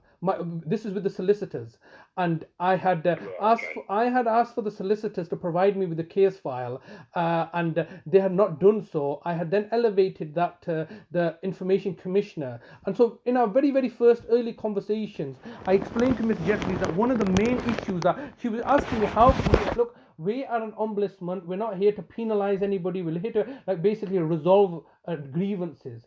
And so she asked me that question earlier on, and I explained to her that, look, my main underlying grievance is that, obviously, irrespective of the allegations that I continue to make that the judiciary are corrupt or my mother's been murdered, there is evidence based in the documents that the solicitor's holding. Now, by law, I should have a copy of that case file, and because that's going to be evidence there, they're not giving me that. So that is my the overriding grievance with the solicitor's firm. So Miss Jeffries and then obviously I had anticipated that now that I'm lodging this complaint, I had anticipated that Miss Jeffries' approach would have been that, okay, well, when I make my evidence request, I'll be requesting the case file. When she had explained to me in clear and categorical terms very early on in the investigation process, Mr. Hussain, I will not be requesting the whole case file. Well, I thought, well, wait on a minute. you've not even gone through, we've not even gone through all the complaints. And in this, and I subsequently have made this clear to Ms. Jeffries that, of course, the ombudsman must make policies and procedures. Now, for example, I can understand the justification of why the ombudsman would say that we don't require, ordinarily we would not be requiring the client's case file, because, for example, let's just say for example that I had been with the solicitor's firm and this case had been like 3 years long, and my complaints regarding the solicitor was only one little bit. All right, in that 3 year period, I was happy with everything else except maybe towards the end, I was not happy with that. I think it would be unjustified for the ombudsman to have a policy in place stating that as soon as a complaint is lodged, the solicitor has to hand over the whole case file, because that would be burdensome upon the ombudsman. They don't need that extra information. They just need to stay focused in on what my complaint is, namely at the end, like the last month or something, and just get that information. So quite clearly, that's a policy. I understand the policy of why the ombudsman would have that in place. However, a policy is only a policy, and each situation is different. And I think that when Miss Jeffries had explained to me earlier on that she will not be making a request for the case file and will only be asking for information piecemeal, I just felt that that was not the right approach. And then subsequently, I proceeded to provide her with like substantial complaints, namely 20 complaints, which cover the length and breadth of the case file. So the case file is not exactly 3 years long. It's only started in April 2021 and effectively ended by January 2022. So we can say 6 to 8 months. I don't think it's unreasonable for Miss Jeffries to have said, well, wait on a minute. This gentleman, namely Mr. Hussain, has made a complaint from the beginning all the way through, and there's numerous complaints standing from the whole 6 month period. I think I'm going to use my discretion and say, well, I think it's only reasonable when I make an evidence request to request the whole case file. I think that would have been a reasonable approach, or even start to explain to me why you have this policy in place where you will only ask for piecemeal information, because under these circumstances, that very policy of the ombudsman is brought into like nonsense now, or disrepute, because asking for piecemeal information is far more resource intensive than simply asking for the case file. But Miss Jeffries had made it very abundantly clear to me from the beginning that she will not be asking for the whole case file, which already effectively sabotaged the from my perspective, the investigation. Because effectively he's saying that, no, I'm not going to ask for the case file of the evidence, but that I will make an evidence request at a time later on when I'm going to make that decision. Basically she told me in January, or at the early stages, that she will not be making a evidence disclosure request for the whole case file, and at that stage she had not taken in all my complaints. Now I understand that if she had delayed, she had not told me that in January, all right, and then May time, she could have then made that, she would have been best positioned to say, well, actually, you know what, under these circumstances, when I am making an evidence request, this effectively covers day one to the last day, so I'm going to make a request for all of the evidence. At this stage, I don't even know what she's asked from the solicitors, so that I feel from the offset, Miss Jeffries has been unclear, or this grey area, or she's preemptively told me things that I think that she was not in a position to do so. It was inconsiderate of her to tell me straight on that, Mr. Hussain, I'll tell you one thing, one guarantee I'm going to give you, I will not be making a request for the whole case file. Well, how do you know you won't be needing to make a request for the whole case file? And evidently, under my particular circumstances, I think that's the only reasonable way for this matter to be investigated. Now, in my last conversation with Miss Jeffries, I did highlight to her something that's ongoing in the public domain. I'm not sure if you're familiar with this, but Boris Johnson has been investigated by the COVID inquest, and they equally have asked for everything for the last 2 years to help them with the investigation. I think one of the problems I had with Miss Jeffries is that it was not very clear to me that, what are you? Are you an inquest investigator? What? Because it seems to me at some stage, Miss Jeffries, the implication was that Miss Jeffries was going to be the judge. I had to convince her of my complaints and evidence to her my complaints. Right. And that I thought was unjust, because you're not the judge. All right, you're an investigator, and the whole purpose, and my understanding of somebody who's investigating, is simply to gather evidence. So can you understand that if our early stages she's already telling me that she won't be doing this and she won't be doing that, or regarding evidence, that I think is comes across as, you know, very disingenuous of her, you know, intentions of effectively doing an investigation. So does that make it clear? So from that point, what you're mentioning is, so from early on, so this is kind of like, so you would say this is the first kind of one of the first interactions you had with her over the phone, yeah? Yes, in January. We only started conversing in January, and she's made it. You know, at that stage, she's not got all my complaints down, and she's already telling me So that. it was a scoping call. Pardon? Was it a scoping call? Mentioned it, was it a scope call? Did she say that she's just looking to get some information from you, or was it just an introduction? No, no, not. I'm sorry. I don't think it was the first call, but I think it was one of the early calls in January. Right. So Yeah, that was yeah. January. I can't remember which call it was, but she admit. You know, as I I can have a look from Yep. that. Yep. So it became clear to me that from early on, like one of the calls is that she shouldn't have. I don't think it was right of her to make the decision stating that it's not our policy to request the whole case file. I don't think that's right, because obviously policies are only designed to be are made to be effective. And like I explained in the example that I've given you, like if there's a 3-year case and the complaint is already very limited, then why request the whole case file? So yes, you should have a policy in place not to request the whole case file, but that should be on a case by case basis, rather than her telling me it's not the ombudsman's policy to request the whole case file, and I won't be doing that. And you should pursue that matter with the Office of the Information Commissioner's Office, which I told her I was doing in parallel.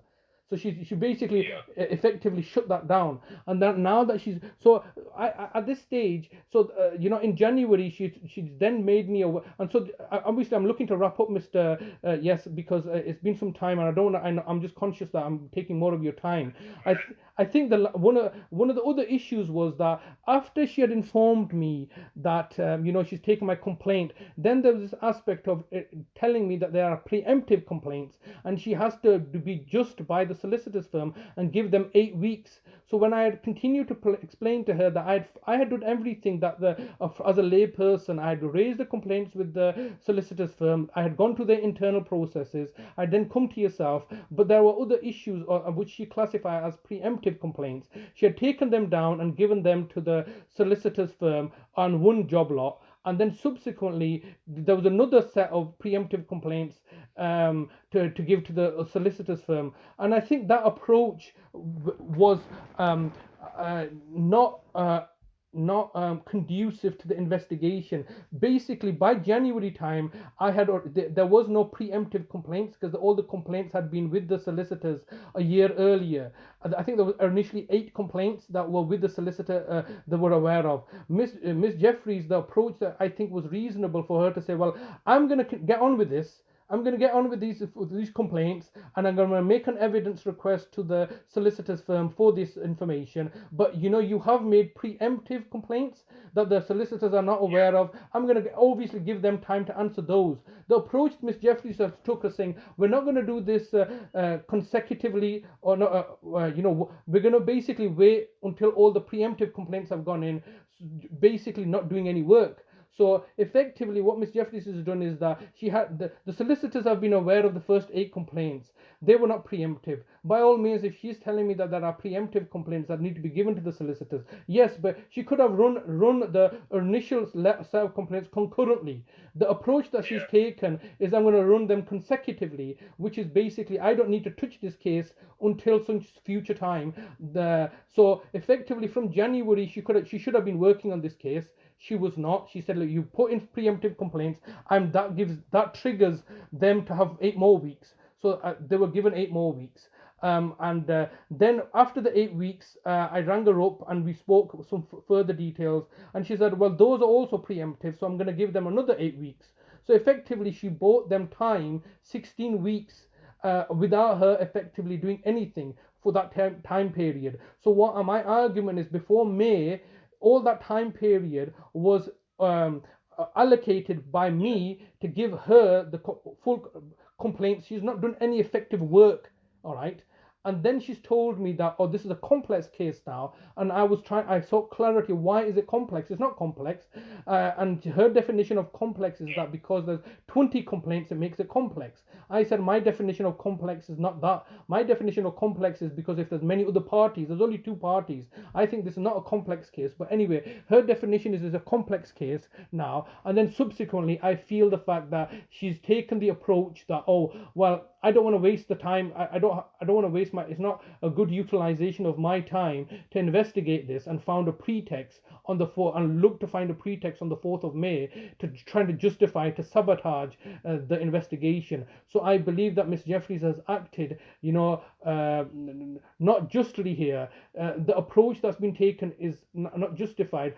So just to summarize, to end our call now, is that Miss Jeffries was told me earlier on that she will not be getting the case file, which placed me in a prejudice, because that was not explained to me, and I thought it was a preemptive of her to suggest that. She's then proceeded to explain to me that these are preemptive complaints, and this is how the Ombudsman handles preemptive complaints. We have to give the solicitors 8 more weeks. But then she's given them 8 weeks or 4 weeks, I can't remember. And then she said, oh no, this is further complaints that you've raised, they're also preemptive. We have to give them more time. So effectively buying the solicitors as much time as they needed, and at the same time for her to do no work on the case, no investigation. And obviously she could not do any investigation any time prior to May, because at that time all I'm doing is spending time talking to her and clarifying what my complaints are. So before May, she's not even received any evidence, all right, and so she's not done any work on the case other than effectively typing up what I've told her, which are the 20 complaints, and going to the and liaising with the solicitors firm and getting responses from them, which they're saying we're denying everything, all right. And then in May, she's asked for an evidence request. I've made that evidence request, and this is why I say it's preemptive. The schedule list that she's saying is one of the first, I think section A is that there's no a reasonable prospect of the complaint succeeding. Now, how can she make? Okay. Yeah. Right. Yeah. Sorry. So how can she make the decision that the investigation needs to be ended because there's no reasonable prospect of succeeding, when she herself evidentially has not even reviewed any evidence? She's not reviewed my evidence, because obviously she's come back to me and said that she can't on the 11th that she can't accept the YouTube videos. So on the 11th she's made a final decision to end this investigation at a time when neither party has presented her with any evidence. Now I understand that should Miss Jeffries have been received all the evidence before her, she's within her rights, and the Ombudsman are within their rights to terminate the investigation because there is simply no evidence. So, for example, should we find ourselves in the situation where I am not presenting any evidence and the solicitors are not presenting any evidence, by all means utilize that means section A of the schedule to end the investigation, because there's no prospect of it succeeding because there's no evidence.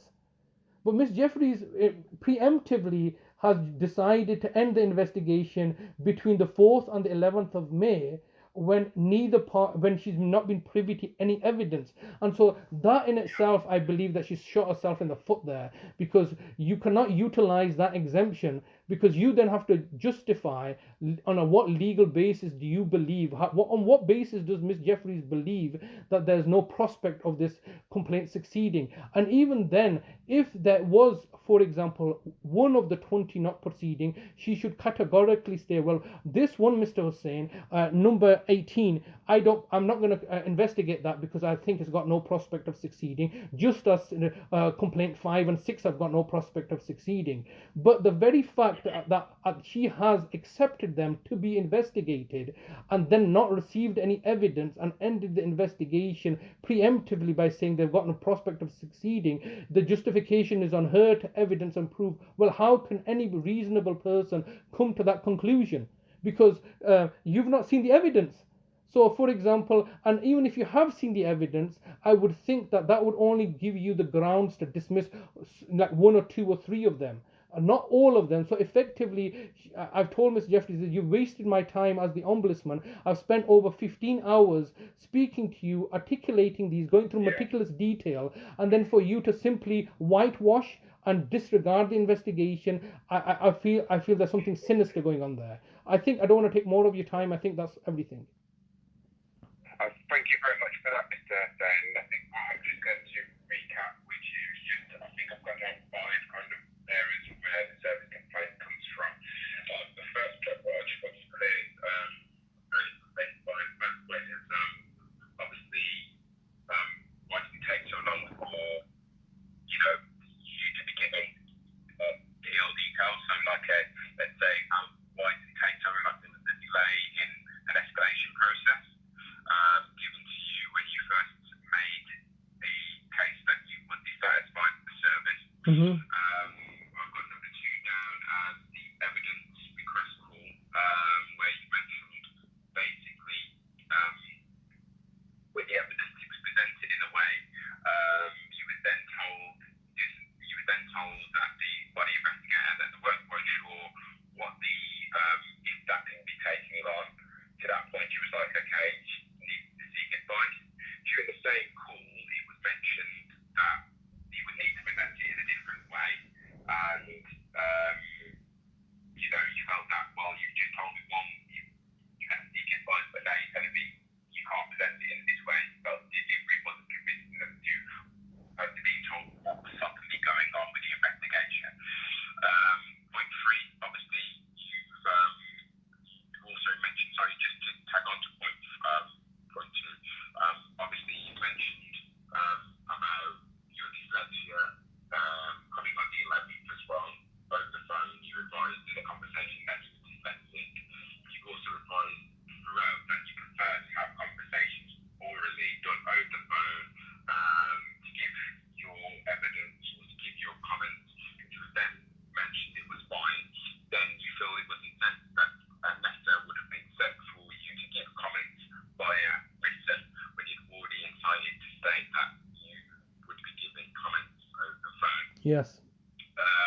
You've also mentioned that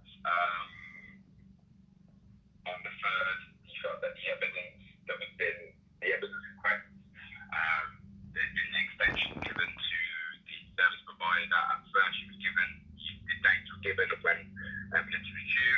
Then, when it was the extension, you requested, well, how long the extension for? To that point, you was refused. You was denied any information as to how long the evidence was being. The NP was to be given evidence. At that point, you felt, well, that was a bit unjust because you'd been given a date, and now you're being told you can't be given a date. So again, a bit of a grey area. And also at the time, you felt that obviously, what were they given extensions when you got to your side of the bargain? However, the extensions are being given, but now you're not given the information as to how long that's been. Yes. How long that's taken. Also to the fact that you felt during that time, a decision was made in this case before any evidence was being given. Mm-hmm. Then, obviously, on to number 4, during a call, one of the early calls, you was told from the off-go that a full case file request is not going to be given just 6 months.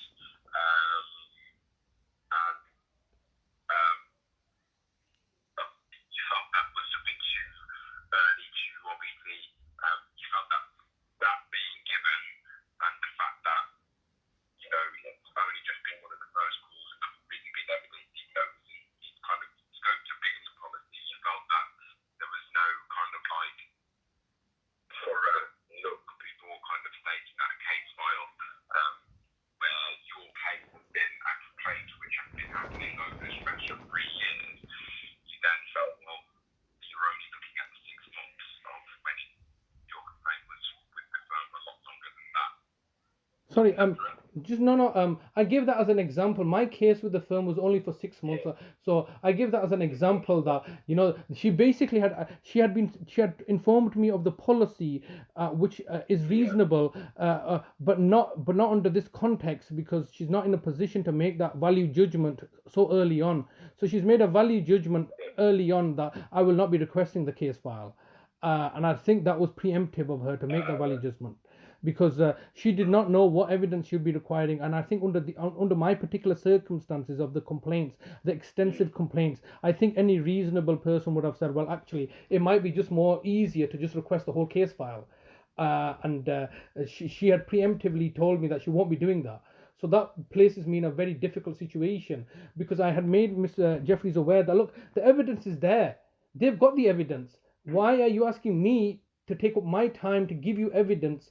So the early stages, I had made Miss Jeffries aware equally that I will not be providing her with any evidence that that you can get from the solicitors, because my grievance here is that the solicitors are utilizing my public funds, basically my legal aid entitlement, to create these documents, and then they're the best position as a legal firm to present that to you, rather than me giving you that letter from the solicitor, giving that as evidence. Basically, what I was trying to explain to Miss Jeffries is that I'm not expected, there's no standard to expect upon me to keep all my correspondence from the solicitors. However, the solicitors have a duty of care to have those documents, because they can be investigated, and also because they're looking to charge the public purse. So those documents do exist, and I made it clear to her from the offset that I feel reluctant to provide her with documents that the solicitors have, that they're not providing to you because you've not made the full disclosure request. However, I did tell her that I will be making this disclosure, which are evidence that she should need, or would help to reach the correct conclusion, which she cannot get from the solicitors, because the solicitors were not recording my call, but I was. And so that, just to clarify there. And just while like I said, I'm sorry to take up more time, but just while we're on the subject, throughout this process in January and February and March, she had told me there'll be further times on each occasion I had to tell her, well, tell me the new cutoff date. And she had told me on one occasion that she'll be calling me on the 10th of March, I think, or it was a bank holiday. So she had told me that we will next speak on the 10th. But that particular day was a bank holiday, and she did, this was very, once again, amateurish, to say the least. That if I said to sometime, like I said, I'm using my head now rather than relying on any evidence, but we had agreed that we would next speak on the 10th of April or 10th of March. I can't remember which month it was, and she had agreed to that. So she said, well, I expect them to get me by this information, or respond to my preemptive request by this day, and we can speak on the 10th of April, I think, if that was a bank holiday. But then it was a bank holiday, and she did not she was not aware of this. And then afterwards, she didn't contact me on that date, and then afterwards I had to email her. But that no doubt, as part of this service request, you will not only be reviewing the telephone call recordings, but also no doubt you will be reviewing all my email exchanges, which are not that extensive, but you can clearly see from there that I am the one that's obviously taking a preemptive role here, saying like, okay, if you're giving them an extension of time, what date? Give me specifics. So all I've ever asked from Miss Jeffries is to give me specifics that I can deal with, rather than vague or abstract things that she's later on convoluted, discombobulated on, and backtracked on. And that's something I said that I want. I don't like people backtracking. So one of the reasons is that, I've explained to her that, so in one of the emails that she said to me, there's this double standard. She said, any information that you give us, we won't be, we'll have to give it to the other party. But equally, the other party will have to ask their permission, and to give that information to you. So there's this, once again, this not clarity. Either you give my information, either you share the information, which I'm more than happy to do, or you don't share any information. So initially she had told me that, oh look, with regards to the solicitors firm, the information they've given us, namely, I asked for their responses. Basically, what responses have they given? They've given you those responses in writing. Can I have a copy of them? She said, I'm going to investigate, get further clarity if I can give you that information, or whether you need to go through a subject access request. So she did not come back back to me promptly with that information. So she's effectively then told me that the other party are not agreeing for you to have that information, and so we're not at this stage going to give you that information. But then, equally, when I have then said to her, look, I'm giving you the URL link to all my audio recordings. I don't give permission for you to forward that on to the solicitor's firm. And she said, no, we have to share that information. Can you understand that double standard again? Um, Yeah, uh, right, yeah, so yeah, like I said, I mean, I'm kind of exhausted speaking as well, and I do apologise. no, no, it's not, it's not your fault. To engage, Yeah. to engage the best point of your complaint, and I want to thank you for just giving me the time to go through here. So I'll just go into the last two Yes. parts I've got in here. Obviously, the preempt complaint and the wait it took because you were told it's going to be taking 6 months for it to go, and also there was no investigation at that point, and also she was told that you was told that there was complexity to the complaint, being because there was 20 complaint heads, and you kind of felt, well, it's not about the quantity of the complaint, and a decision can be made without any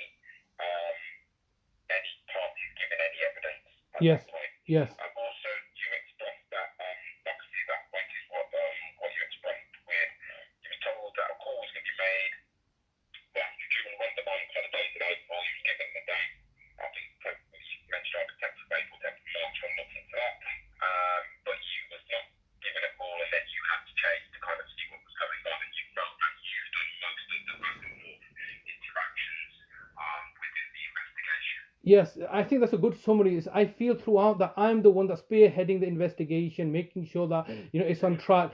And all Miss Jeffries is simply doing is explaining to me the ombudsman's policies, which effectively are ending up to my detriment. And it should be clear from her to take the positive, or not the what is the word, the lead on this investigation, to tell me, Mr. Hussain, these are the policies, and this is the deadline, and I'll be looking to chase them and get them back to you and stuff. It's myself are having to instigate chase ups when it just basically seems to me. I mean, this is just the overall impression I get, is somebody who's very, very amateurish, somebody who's unprofessional, somebody who's basically, although to Miss Jeffrey's credit, she's always been courteous and respectful to me in dialogue. She's not been rude in any manner, and she's always listened to me.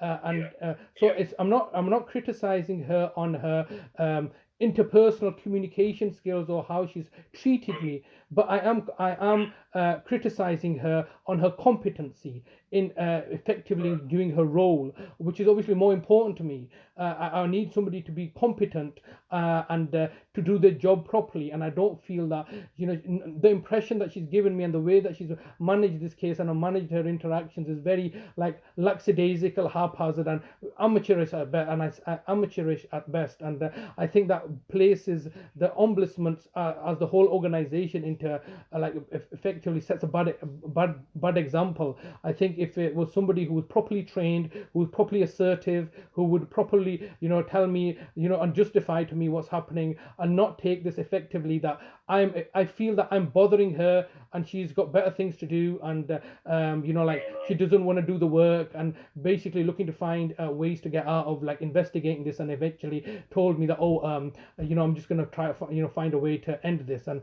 in that regards, I think the ombudsman is not doing the job properly, because like I said, it's a great deal of investment on my time. I mean, obviously I've been on this call with yourself for 2 hours now, and obviously, as you can appreciate, this is in the context of 15 previous hours, so there's 17 hours of my time, and then for it simply to be dismissed, I don't think is justified. But I think you've captured everything well there.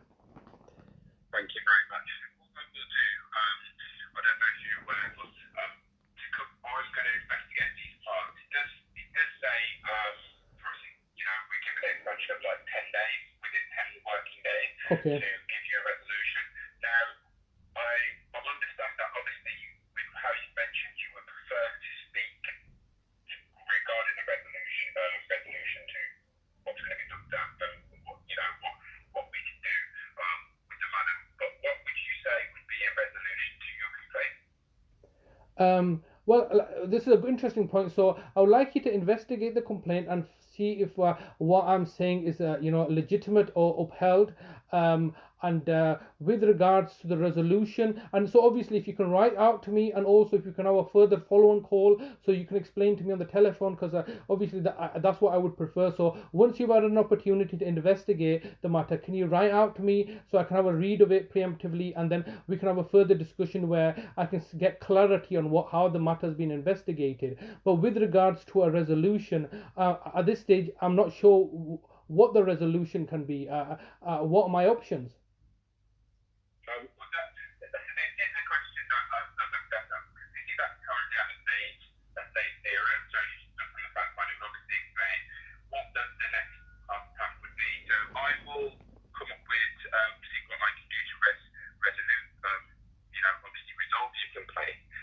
If it is from the manners of, looking at, maybe areas of the training, kind of looking at areas of looking at the call and seeing what's justified from what's mentioned and areas with that.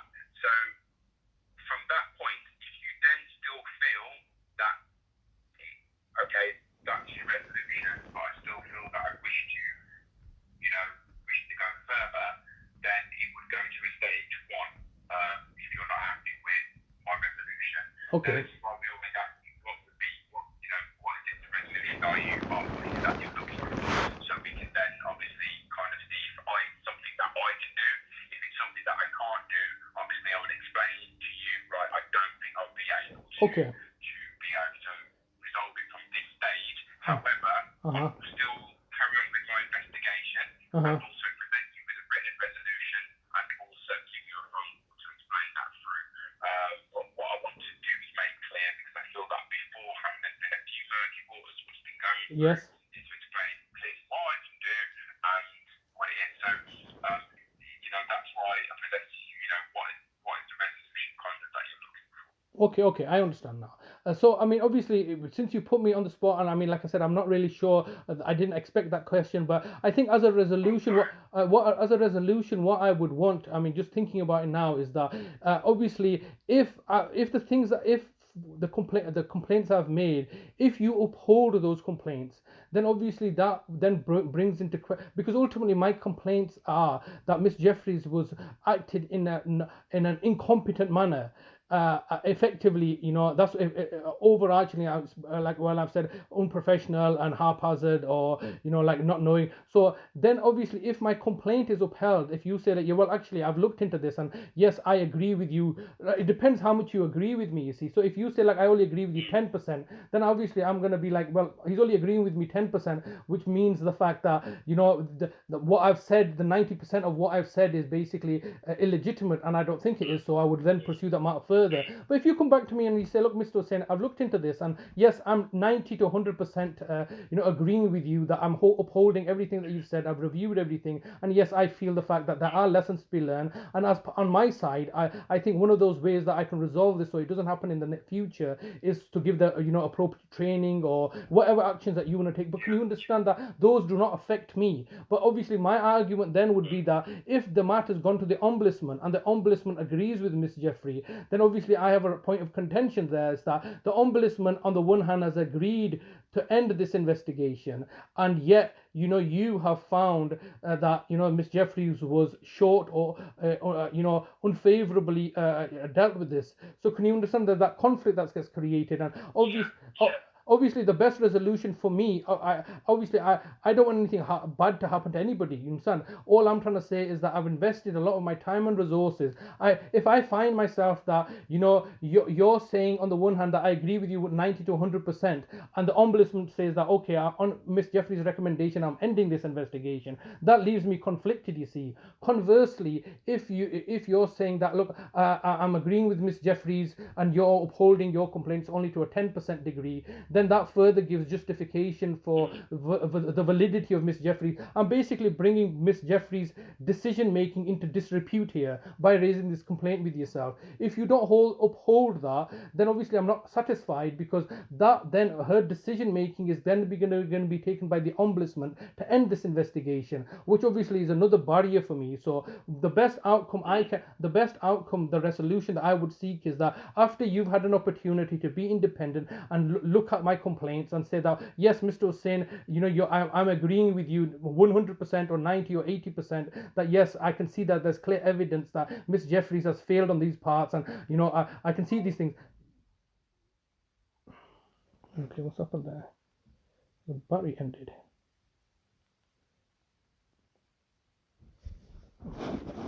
Let me just see. Let me just try calling him back. Okay, it's just battery ended, I think.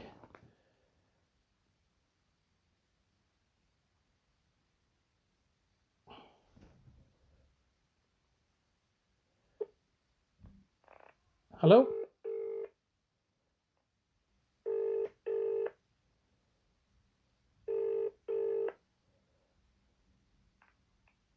Hello? Oh, yeah, hello, it's Mr. Hussaini. I think the call just dropped.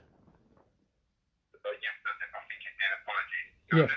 Yeah, so I was just basically finishing off and just saying that the resolution I would like is for you to obviously investigate this matter and bring Miss Jeffries' credibility into question, which would then obviously undermine her attempts to disregard or her attempts to end this investigation. I would like this matter to be investigated by the Ombudsman. I do believe it's in the public interest and obviously in my interest for this matter to be fully investigated.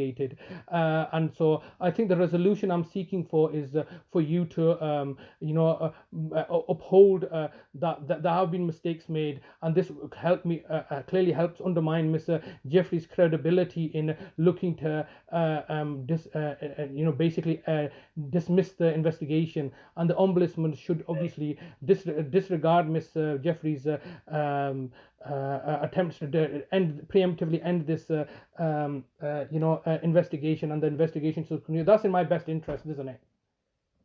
Yeah, so I mean, so from what you're saying, that basically, if, for example, the information from the investigation, from the service complaint, is that it's 100% or 90% in favour of from what you mentioned, you would expect it to be reviewed in regards to disrepute to the decision making from the investigator.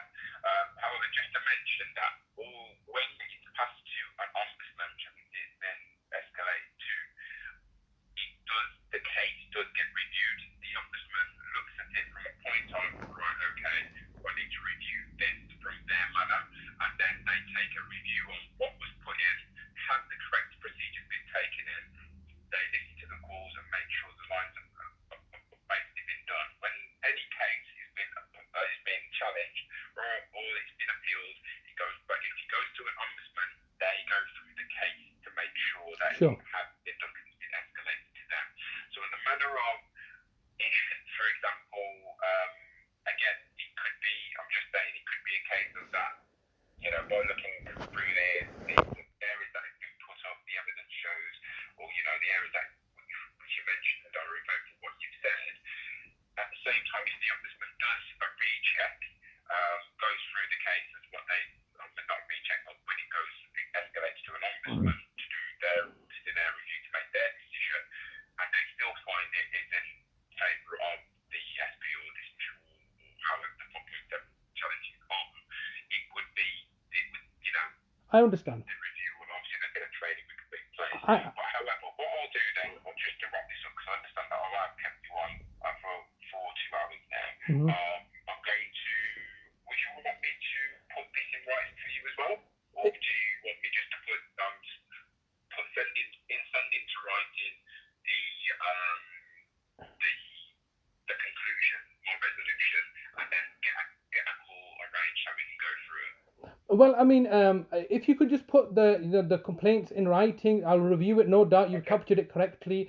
That won't be necessary for me to speak to you, because obviously we've had a lengthy conversation. Yeah. Just in case that you've misinterpreted some things, I'll send you an email saying, no, actually this little bit needs just fixing. I will then I will then wait for you to conclude your investigation and send that to me in writing, and then within a day or two for us to have a further conversation, just in case I need to get some further clarity of what your findings are. Okay. Is that okay? That's not a problem at all. So I will aim to endeavour to get an email sent out to you with the conclusion with this by the end of this week. That being Friday. I don't work on a Thursday, so that being the Friday. So I'll make sure I just get it written in for you and sent off. Obviously, then if I don't hear back from you, I can conclude that you are quite happy with it, or if you want to just send me an email to go, can I just speak to you and go through it? If you prefer to do it that way, by all means, that we can go. We can be happy to do that. Right then, so I'll get this all written out. Thank you very much for your time. Is there anything else that I can help you with at all? No, thank you very much. You've been very patient and very attentive in listening and trying to capture everything. So, my pleasure. Yeah. Thank you very much for your time and also your explanation. It's very detailed, and I've taken the notes down. Hence the reason why you mentioned that or took them down. That to the details that you passed on.